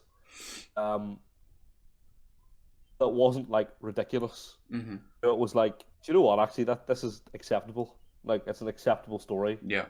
But within the confines of the MCU is believable. Yeah. I just couldn't believe it. Because I know we'd see the leaks, and but you don't 100% ever believe what you see. Yeah. You can't 100% be sure. I wasn't sure if they'd actually go and do it, and they did, and it was nuts. Yeah. I couldn't believe it. True. It was class. It was True. so good. True. Side note, I didn't believe they would bash Joel Skull in, but here we are. Still mad. Still mad. Yeah, no, I definitely would agree though. They did pull it off in a very good way. That played a lot of good fan service, made things, making it make sense, which I think was the hardest task they had, and they definitely did succeed in that. Reese was asking there, how do we know Andrew Peter came in from a few weeks after all that happened in Amazing Spider-Man 2? He just thought that all the returning characters were teleported from various different points in the timelines. Is it mentioned in the movie, or is that more out of So like in the movie, it's like almost implied that it's been like almost a couple weeks or a couple months because he says he stopped pulling his punches. You know what I mean? So that has to imply that he's been doing stuff a little bit more, after that. It doesn't seem like it's been too long, but it feels like it's been like a couple weeks, and he's still trying to get over that whole shit. See, that's really what it implies, is what it feels like it does at least. See, with that though, I feel that with that line, him going down a dark route, he doesn't really say that he's fully got out of that. From what I've seen, anyway. Really, please correct me if I'm wrong, but that could also mean that like people can go down dark routes for years. Peter could have, Andrew could have had his whole dark black. He could have had his whole black suit Spider-Man arc without the black suit, just off of his grief, and that is sort of like the stepping stone of that's where he's been at. He's got a few more years experience on him. He's really has just become like a menace to society, as one J. Jonah Jameson would say. But it'd actually make for a good story if you think about it. Like, yeah, what if Jameson was right? What if he actually is a menace to society and he's actually like fucking people up? Yeah, it could be a very good place to see, especially with that universe being not sci-fi heavy, especially as the MCU. Which means you could have that be an arc for Peter and or for Andrew, and then that obviously gets resolved in No Way Home. A lot of the problem with a lot of these ideas, though, is just the fact that it does hinge on the fact that people will have watched No Way Home. Not saying not everybody has watched No Way Home, for most people have, but having a character's entire arc be set on that is a bit, when it doesn't take place inside their own movie. It's a weird thing where they go. That's why I would sort of be more lent into the fact that they use the other two Spider-Man as supporting characters, to Holland being the main character, if that makes sense as well. But yeah. Outside of Andrew and Toby, what did we think of the other characters in the movie? In terms of the enemies and stuff? Anybody who would have kept your mind there. Right, I'll niche it down for you. The villains. What did we think of the villains? The villains. In order of appearance. I thought the whole Doc Ock shit was just kind of like a funny thrown in my face. I thought he was going to be more of a threat, if that makes sense. Like, in the beginning, it implies, like, yeah, he's going to get a nanotech upgrade, and he's going to, be an actual, enemy now to Peter. But realistically, he just takes control of his arms, and he's essentially a pet. And it's like, what? It was, like, kind of jarring. It was just kind of like they did that as, like, haha, funny, he has control of you. Yeah, they pulled a Ralph Boner, you could say. Yeah. I was just like, okay. Like, I was funny, but I thought he was just going to be a bit more of a threat, Like, I thought he was going to fuck Peter up a bit more and, like, just, like, show him who's boss, but nah. He just kind of, like, ripped a little piece of his nanotech off, got an upgrade for about 2 seconds, and then lost it. Yeah. No, fair. I thought the best villain had to have been Norman. Like, hands down. Yeah. Definitely would agree. What were you saying there, Joe? Sorry. It was only really for me to, like, Lizard and Sandman didn't really do anything, right? So really it was basically Goblin and Electro were the two, and I thought Jamie Foxx and Willem Dafoe were superb. Yeah, definitely. They were so good. I feel like Jamie actually got to show the side of Electro that he wanted to in the second movie. And that makes me like, and I thought the explanation for why he's not blue anymore really was good, because it was a different type of energy that made him like not be this blue fucking Manhattan looking dude, and instead he's actually whole again, and he's like, dude, I've changed so much, like my hair, like he's actually, kind of chilling with that. And then, the whole arc reactor, he can feel that power. Like that's that's really cool, and I enjoyed it, and he got to show off like all of the acting that he wanted to for the second movie, but in this one, and it really shows how good he could have been, Yeah, no. Willem Dafoe was like, oh my, like nuances between his voice as Osborn and then the Goblin, everything. Like he was just like it was on like for like you look at MC and everyone's like, oh, it's not great acting, and all this, but like the performances from some of the people in this movie, I thought were some of the best acting we've seen in the MCU. Yeah, for out, it was. But he was standout by a mile. I thought Goblin was standout massively so. Mm-hmm.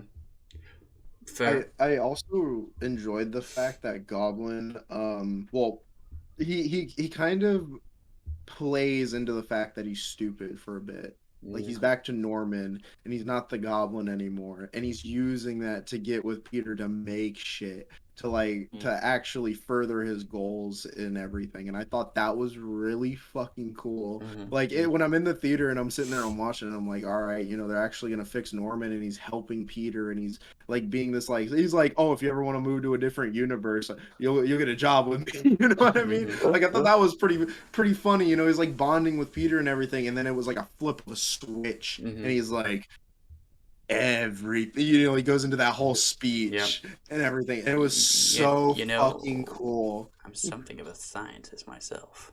That was a funny I thought that was really played in too. He was like, I can help you guys out, and Norman's like, I'm something of a scientist myself. And I'm like, I finished that when he said, I literally finished the sentence because I knew it. The most telegraphed meme of all time, but it still worked. Yeah, no, definitely. I would agree. Goblin or Willem Dafoe's performance as Goblin is phenomenal, and I've seen a lot of people say, like he is the definitive Goblin, if for no other reason than he is the only Goblin that we've had in live action. But he definitely is like the definitive version of that character, and that is what a lot of people should and will be striving to if they ever do adapt him again. I don't know if he got a strength boost or some shit, but when he body slams Peter through 5 stories of concrete, I was like, yo, what did my man take this morning? Where was this in the first Spider-Man? You know what I mean? Could you imagine if Norman put up a fight like he did in No Way Home, body slamming Peter through buildings and throwing him through walls and shit with ease? And he doesn't even have his full suit on. He's got his bare hands just yanking this man around and shit. Yeah, no, definitely. I do think that's a better show. I think that's more probably from the the time from movie to movie though. Obviously the MCU bigger big budget than bigger big budgets get bigger big budget stuff. Budget bigger.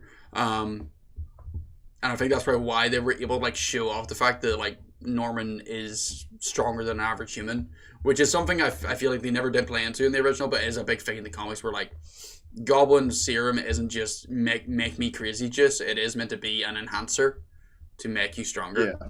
But I think they probably scaled him up to the feats of Spider-Man in the MCU as compared to keeping him at the same feats of what Tobey could do in his movies, and that was more I think a limitation of the time and the style of movie they were making more than it is in he took go just this morning. He was always that strong, he just never showed it off the same.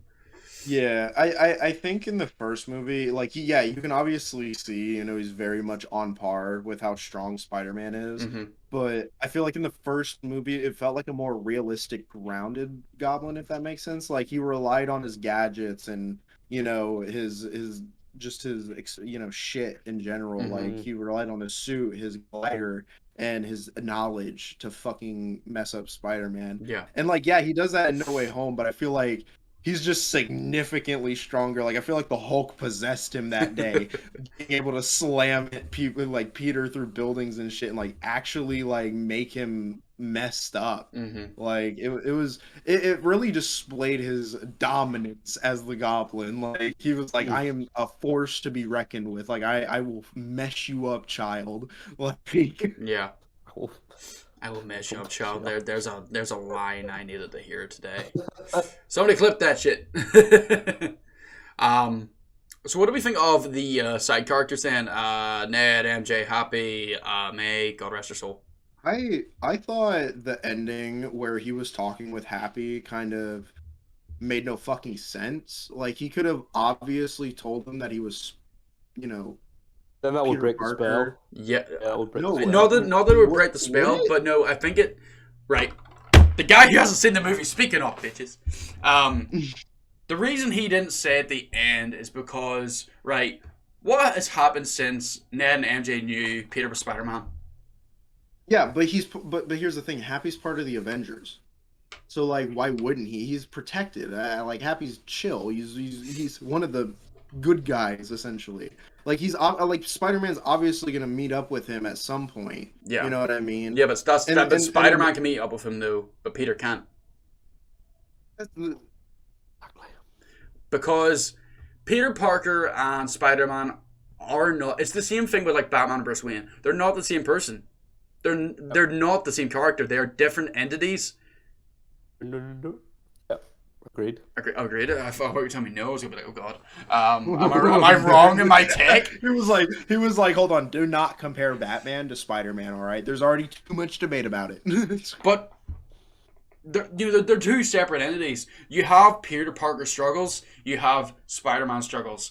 The whole point of Peter and his secret identity is whenever he has Peter or Spider problems, he does not want to have them be Peter problems. It's when you get those conflicts between those two lifestyles, not the fact that one problem bleeds into the next. If that makes any sense. Fun fact, I actually didn't realize this. Do you know why he actually creates a homemade suit at the end? Why? No, why? Because the AI can't detect him because it forgets about Peter Parker. Oh yes, I did see that. So that makes a lot more sense as to why he created a homemade suit and didn't just keep his Stark tech, because he can't access the Stark tech anymore. Oh, nice. Yeah. Well, So I was like, that's a pretty cool note, like right there, like. Yeah. Well, see, I don't think you need to go as far as that specific suit. Didn't recognize him. I think anything that would have had like a mainframe upload. So things like his visors, we can still have like that high-tech visor that has been jerry-rigged by Peter. Yeah. But like stuff like obviously the Iron Spider suit or the integrated suit isn't, or the nanotech basically, because the way nanotech the works, nanotech it's is going to like a central server which recognizes Peter. But anything like any like portable tech, I say, will still carry over. So like like still have web shit shooters he and can stuff. actually take off the suit and use, Yeah. like, because the mask is still a physical entity that he can pull off and is not like actual nanotech. Yeah, so I think, but that's a very good explanation for why I can't use the nanotech or make new suits or any use Happy services. Which, wouldn't you be fucking raging if that was you? You literally are basically the heir to a billionaire's fortune and all of his tech, and you literally don't got that no more. Yeah. He's like, when they say Iron Boy Jr., he basically had all of Iron Man's resources, and now he has none of it. Like, out of being a superhero, that's fucking mad. There was also a bunch of things like that Doctor Strange could have made people forget, and it would have made them forget about Peter instead. And so that way it didn't complicate it. Like, there was a thing that could have just been like, oh, could you just make like people forget that Mysterio revealed my identity? Sure. Movie ended. Credits roll. Like, True. like, Done. True. But we need shenanigans, Patrick.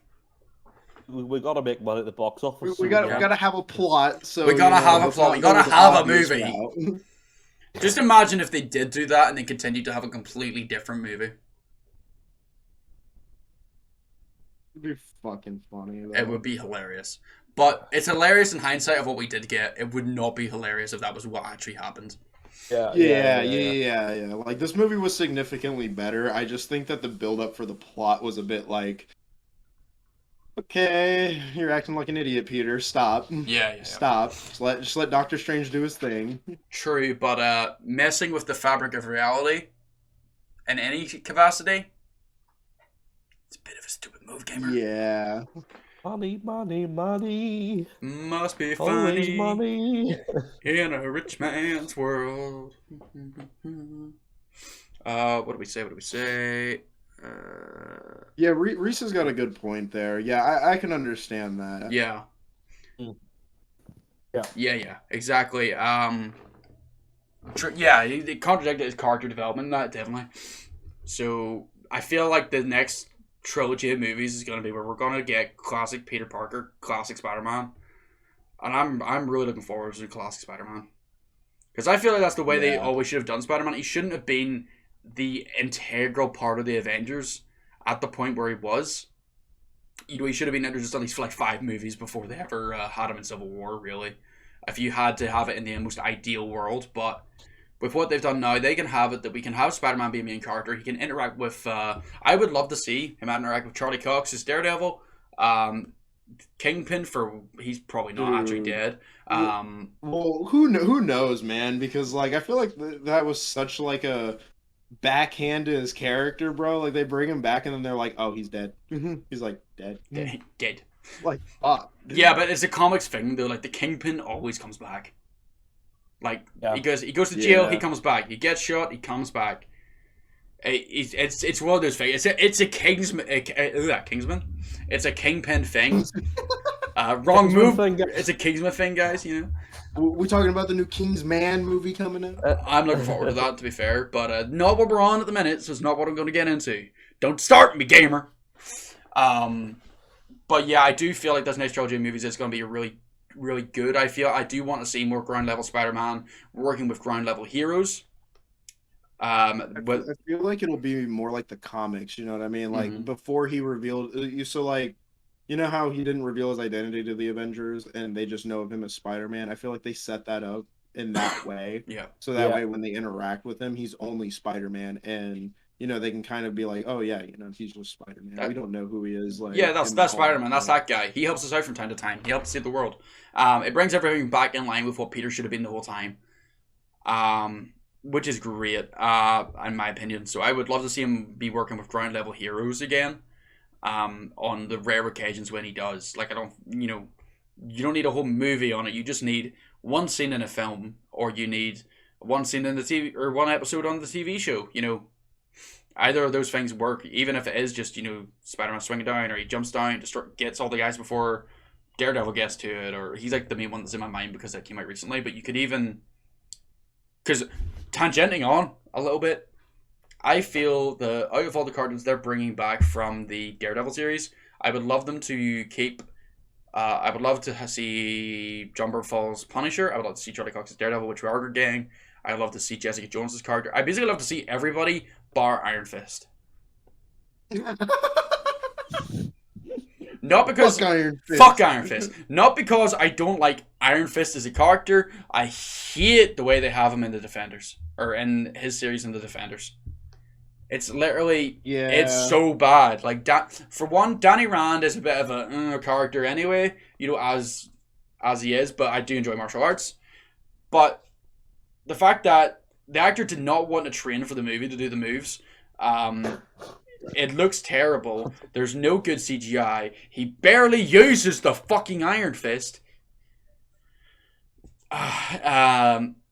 He's okay. There is no need to be so upset.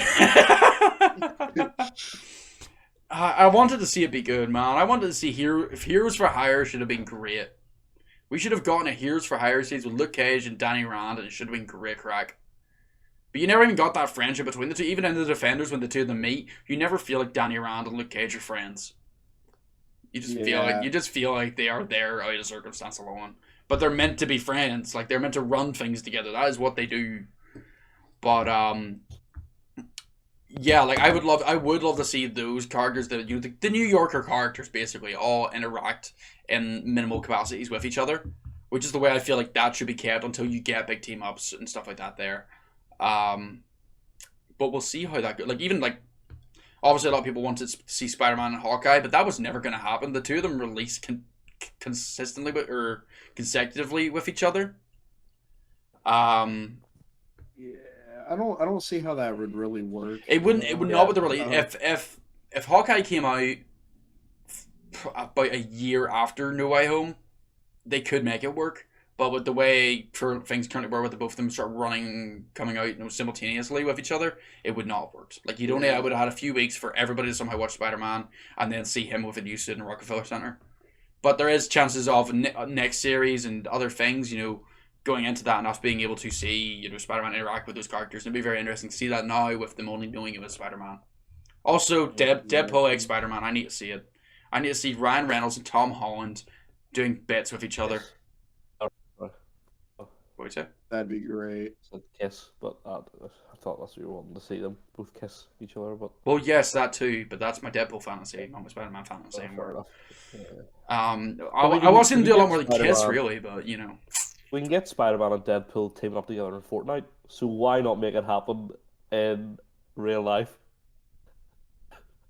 You can get Spider-Man and Deadpool to team up in Fortnite. Why not real life, huh? Tell me. Come on, Adrian. You should have all the answers. I think we broke him.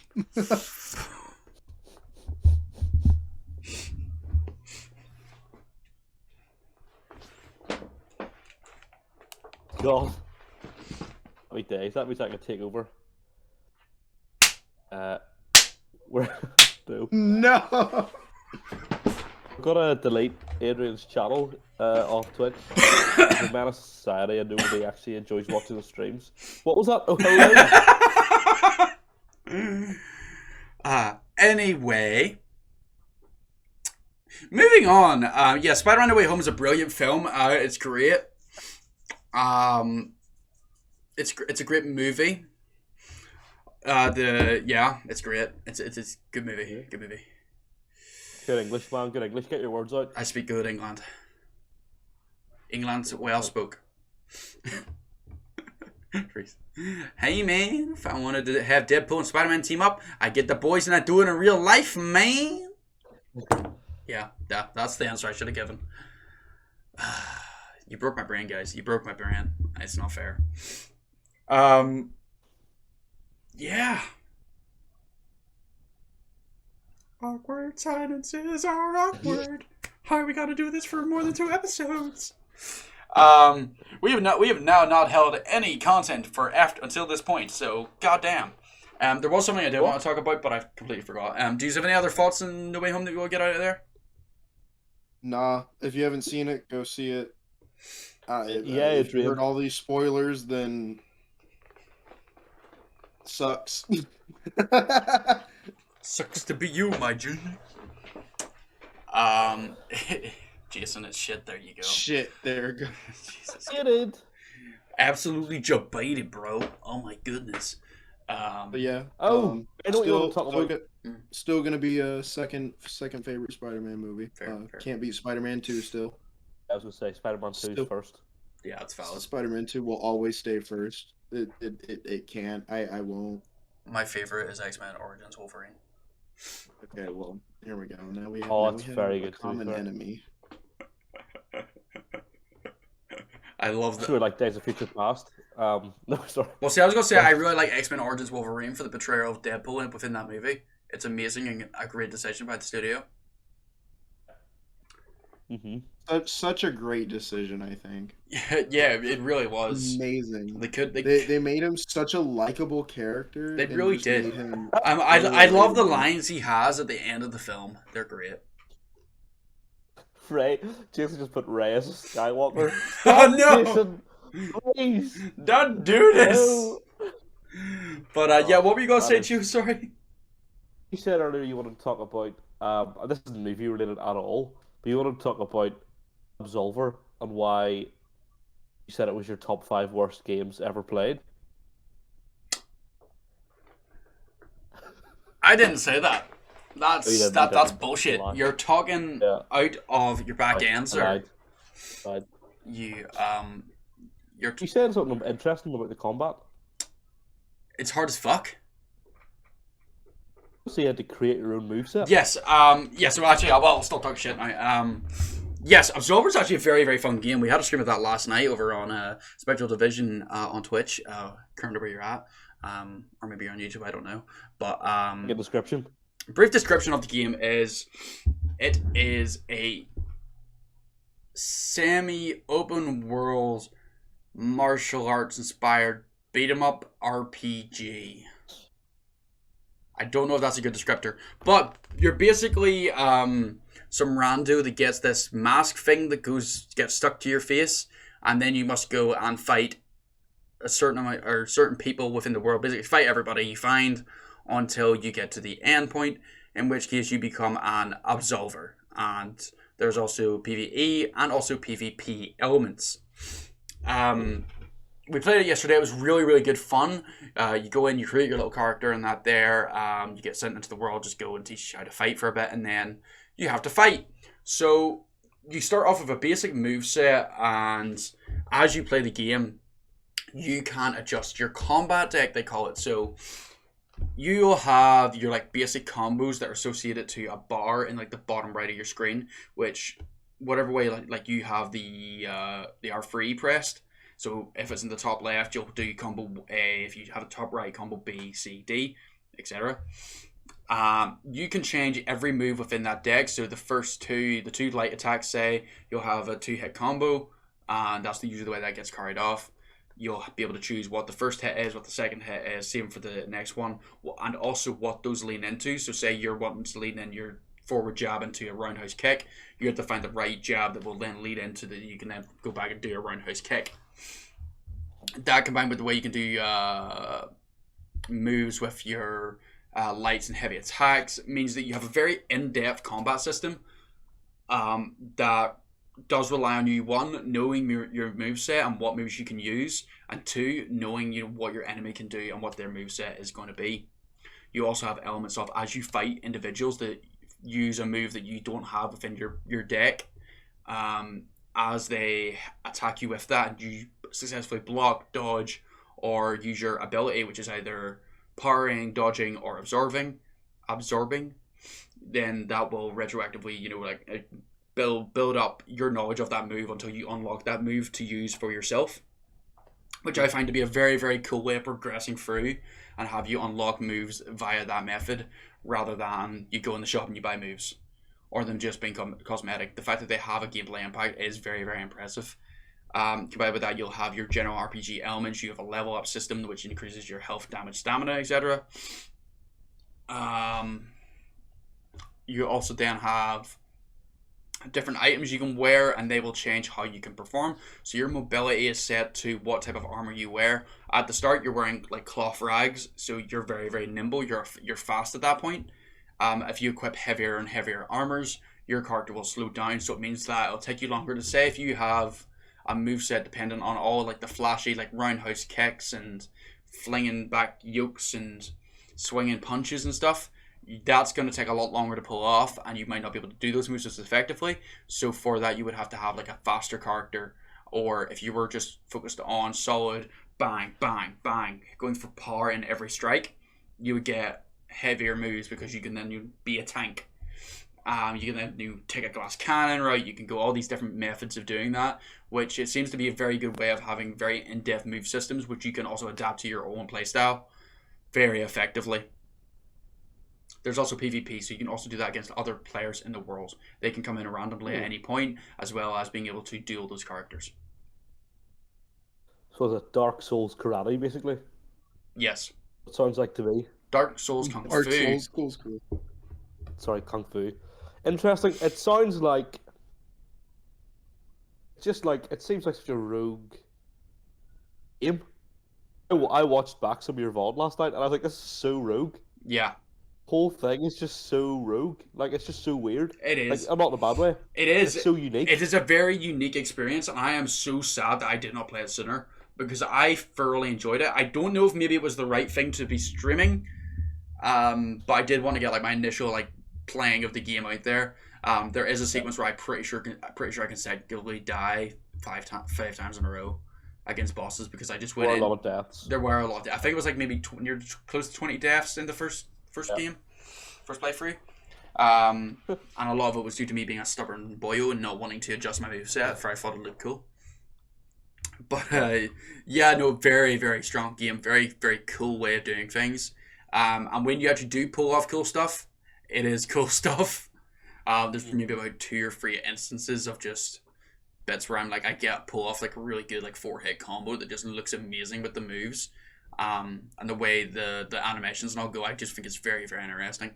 I am looking forward to like playing that a little bit more, probably in my own time, and just experiencing that game a lot more. And that world as well. It's going to be very non-existent with story, but they've added updates as we go, so there's a lot more content for me now than it would have been if I took to it initially. It's also the game by the same company that's going to make Sifu, which comes out in like a month's time, and I'm really looking forward to. You've never talked about that before. You've never mentioned Sifu once. I know, it's really surprising that I would have never talked about this highly anticipated game. I've never tried it at all. I've never tried talking about it before. I've never tried to breach that topic. Do you know you're a PS Plus subscriber? PS Plus? Oh, yes. I think it's like yes, off on pre-order. Yeah, it's cheaper. I saw that the other day. I gotta mute 1 second. Okay, but now we can talk shit about him. I think it's like a pre-order thing.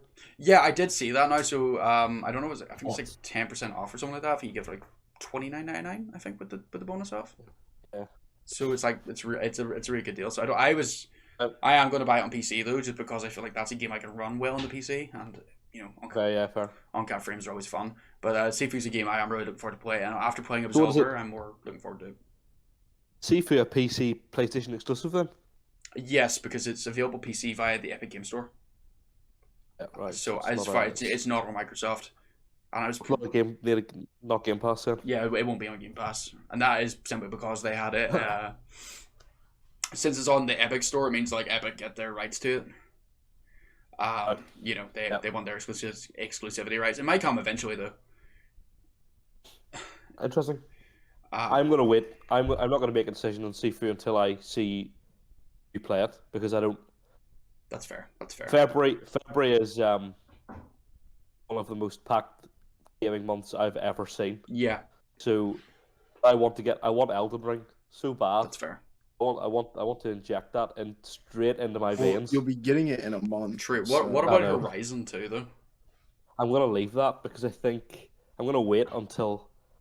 You see, the problem is I was never interested by the concept of the first game. Mm-hmm.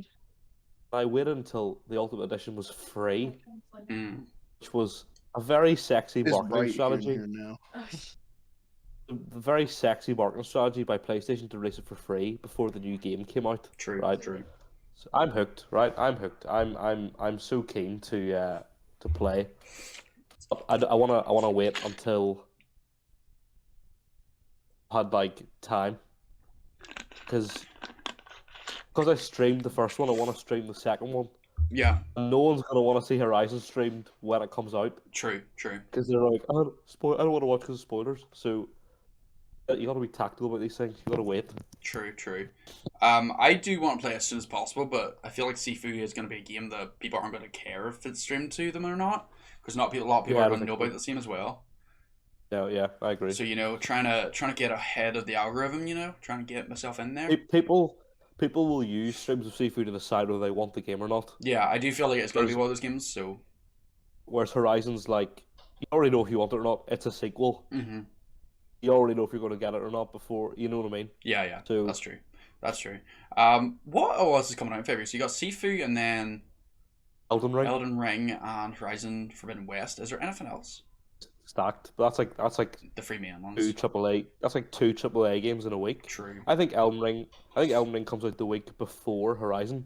There's like a week or something between them. It's not even like, because Elden Ring was supposed to be January. Yeah, and then it got pushed back, I think. And it was delayed. True. But this is the thing, though. I don't want to step on footsteps with Elden Ring, though. I don't know. I've never played a Soulsborne game, though. This is the thing too. Like, I've never actually sat down and played any Soulsborne, so might be after two. It's the week after, not the week before, Joe. The week after. Mikey. Apologies, guys. There. Please. Giving out false information. What are you playing at? Sorry. But because this is the one thing I'm wondering though, like in terms of like you going into content creation side of things, is I don't know what the hell I'm doing for Sifu if it's like a very very short game. Imagine that thing's like 2 streams and I'm done and I've just hyped this up for a month and a half. What if Sifu's a multiple playthrough game? I feel like it's going to be simply because you can do it different.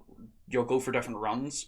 So with the with the aging mechanic, you'll go and you'll try and do like a no damage run, or you'll go for an elderly run, or you'll go for I don't know what other type of runs you can do. I have played it, but I do feel like it's going to be a very good game for replayability, and I think that's probably what's going to sustain me for that month until I get bored of it. I think it's a game where you'll maybe do your first playthrough on stream, and then you'll maybe leave it, and then you'll come back maybe 6 weeks later and be like, right, we're going to do a different run of Seafood now. Yeah. Something different. True. It can be a game, like a comfort game, you can always come back to it. True. I feel like I've been sort of lacking on comfort games, so it is what it is. But yeah, I'm just looking forward to games in general upcoming. I have tried to come into 2022 with a plan of my content for the next year, or what I want to play, and when I want to play it, and that's completely gone out the window. I don't know what the fluff I'm going to do. I'm going to do bits and pieces some way, but we will figure it out. But dog is going crazy in the background. Yeah. Moving on. Yeah, looking forward to it. What are you going to be playing in February, Pat? If you can talk. Obviously, I want to do Elden Ring, and Dying Light 2. So, Dying Light 2. Right, that's another game. I might play that actually. Wait, hold on. I want to see when Elden Ring comes out and then when Dying Light comes out, because I want to know if I'm gonna have enough time to play both. I don't know if you'll have enough time when as both come out. I don't think that's gonna be possible. Not gonna lie. It's gonna be February 25th, and then Dying Light is gonna be February 4th. So I'll have like a couple weeks to just kind of play Dying Light 2 and then move to Elden Ring afterwards. Yeah. Well, there you go. My days, Elden Ring. Inject it, please. It looks so good. It looks so good. I feel like I should play a Soulsborne game before that though. I don't know if I should. That's why I'm kind of doing Demon's Souls, but I think it's a very different experience. It's kind of like, I feel like Elden Ring could be a lot of people's first Souls game. Yeah, true. I might just keep myself in that bag. I did want to play Sekiro way back, but But Activision, don't do it. Oh yeah, don't do it. I played it, back in the day, and it was so good. But obviously now we hate it because Activision suck. But anyway, back to what this podcast is always actually going to be about. I can't wait for the Dawn. Yeah, the Irish. I was about to sing a not good song. The Dawn of Ragnarok DLC for Valhalla. Can't wait. I can't wait. It's gonna be great. I'm really looking forward. Do you say God of War Ragnarok? Or Dawn of Ragnarok, because I said Dawn. Apparently, one's heavily inspired by the other. I said Dawn of Ragnarok. I'm not saying that God of War totally stole Assassin's Creed idea, but come on, guys. But God of War totally stole Assassin's Creed idea, and I'm going to play the definitive experience, which is the Dawn of Ragnarok DLC for Assassin's Creed Valhalla, featuring our favorite character from Assassin's Creed Valhalla, the Isu Odin. Even though he's not an Isu, he's a Viking god, as portrayed within the DLC, Dawn of Ragnarok, Valhalla, Assassin's Creed Valhalla. It's going to be a really good experience. I can't wait to see Javi again. The male character, the only character in Assassin's Creed Valhalla, because Ubisoft hate women. It's going to be great. We're going to be able to play with Odin's spear. We're going to be able to... What? Is that a euphemism? It's whatever you want it to be, baby. So we're going to play with Odin's spear in every sense of the word. The worst bit is, that's probably an accurate statement.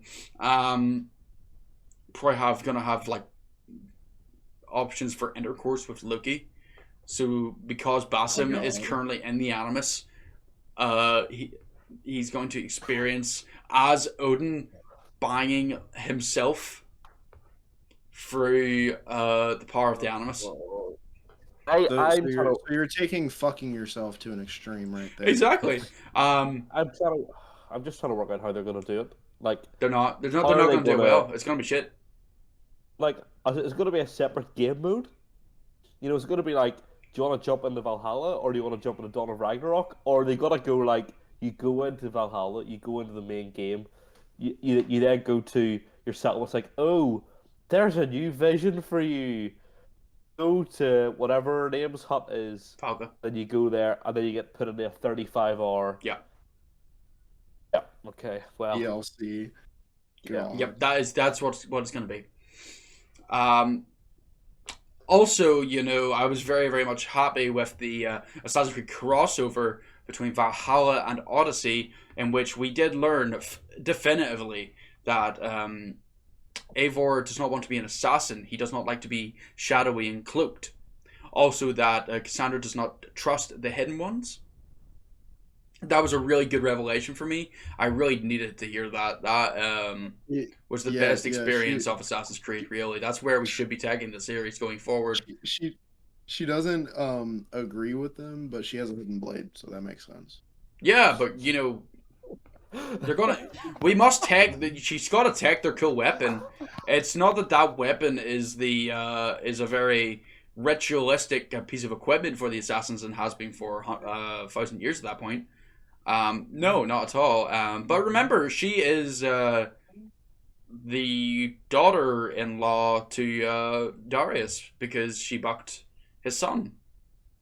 Stop. Please stop. And because she bucked his son, you know, obviously whenever he died, he gave her his hidden blade, and that's the hidden blade we're seeing. That's the hidden blade we're seeing. You know, Assassin's Creed's great franchise. I love the fact that everything must be a fantasy element now. Please let me know when I've gone on too long with this bit. It's great. You know, I really do love playing as Keep going. a Viking god, which lives inside of an angry woman who smokes a 20-pack a day.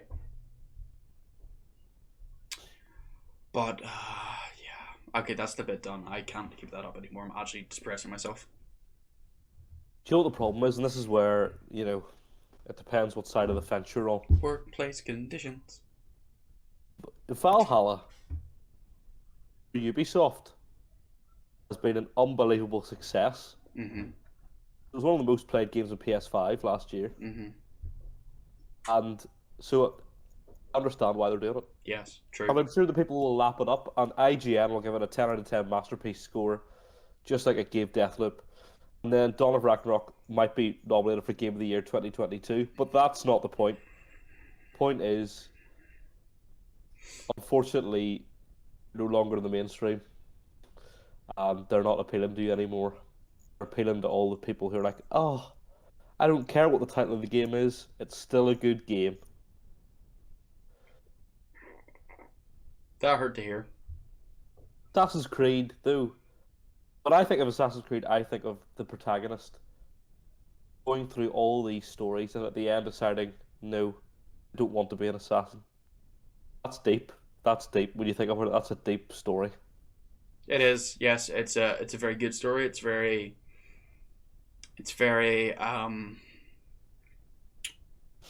great. It's very great. The poor guy's broken. The poor guy's broken. I can't do it, man. I can't do it. It's fucking shit. To be fair, I'll tell you what. I'll give them their dues. It's not a hard game.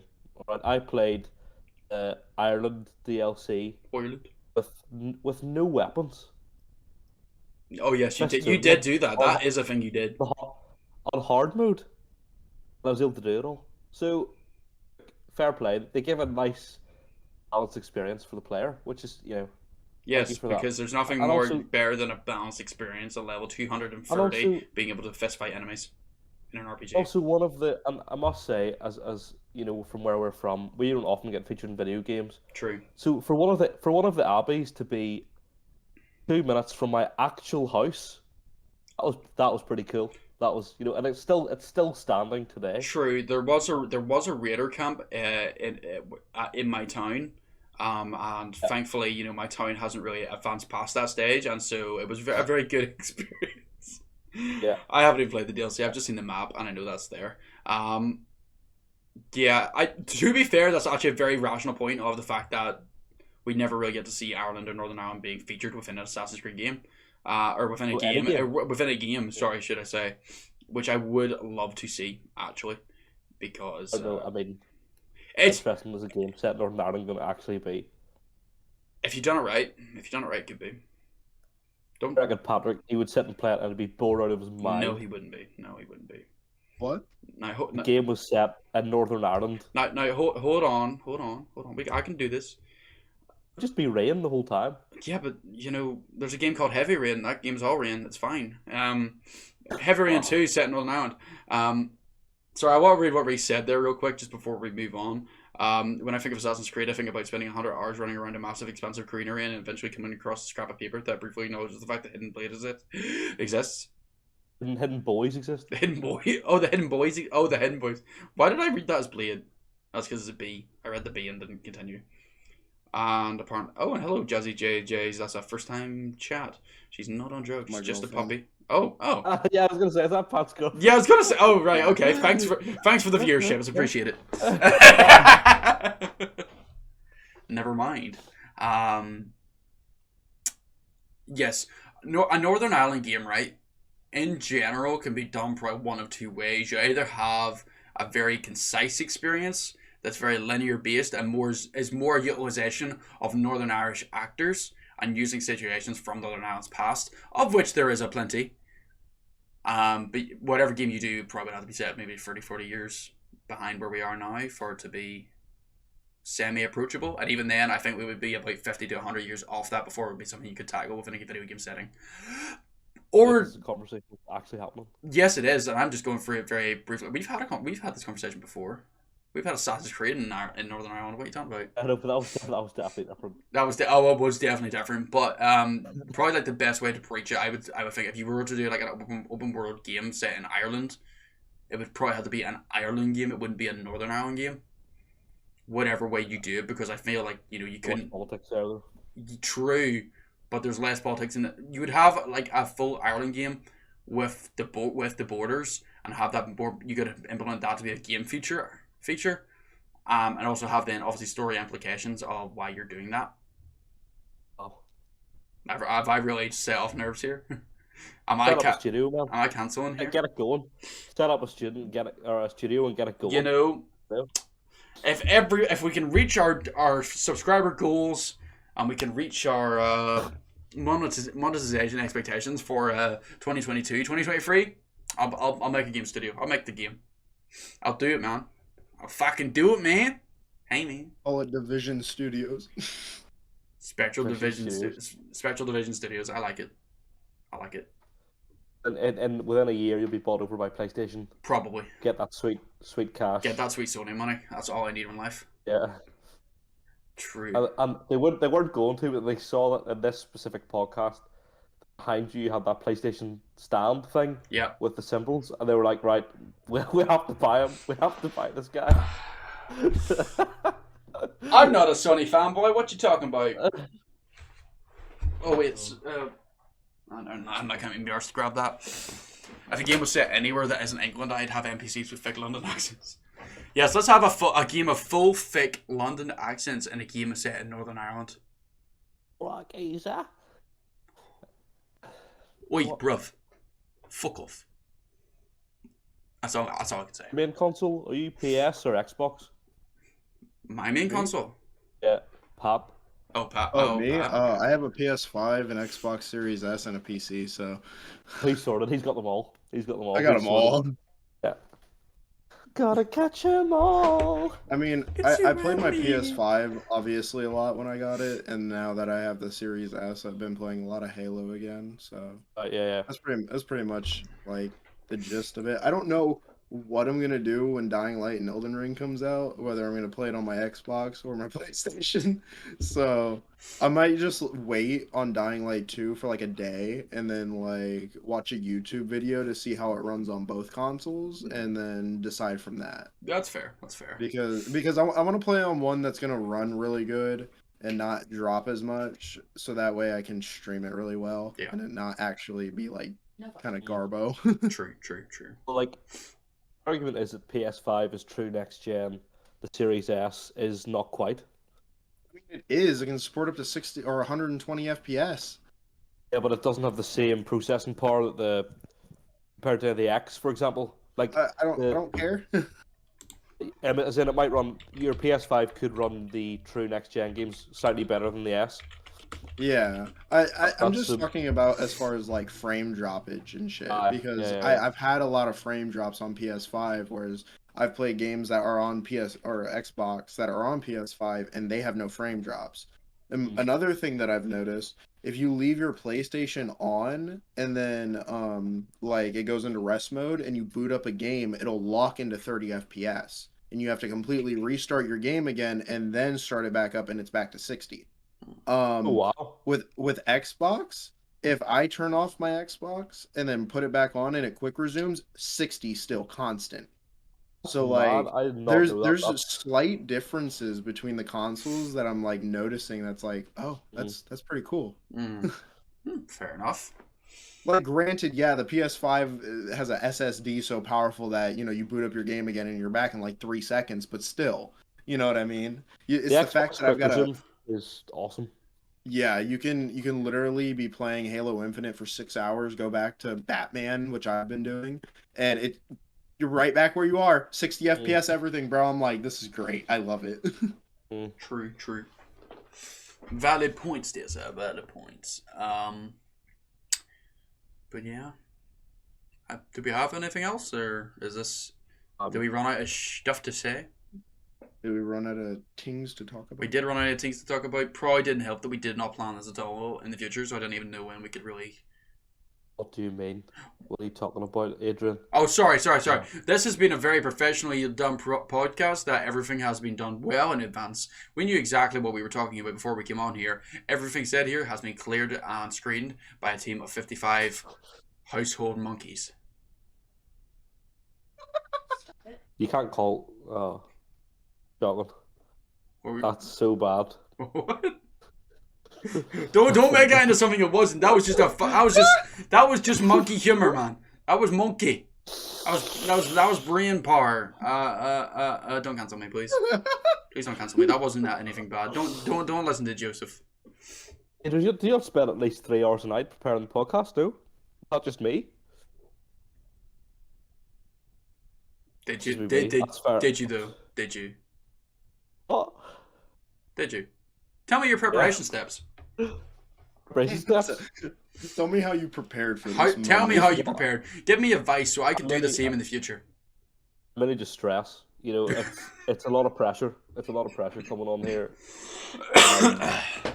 Opening up to the internet like this. Yeah. You know, it's so I just don't sleep, and all I think about is the next show. That's fair. So do I too. You know, I don't sleep. I don't eat. Do you know why? Do you want to know why? Why? Because it's about drive. It's about power. Oh dear. You stay hungry. We devour. I still can't get over how good that was. I'm not gonna lie. But yes, I don't sleep. I don't eat. I just keep getting stronger. I don't cook. I don't clean. But let me tell you, I got this thing. As best you can. We've gone mad. Sleep. I think we should wrap. I think we should wrap it up. I think we should. Let me say this real quick first, though. Sleep. I never sleep. I just wait in the shadows. Okay, did we not get the reference? No, okay. Thanks, Reese. I got the reference. Me and Joe are just like, I know. I don't.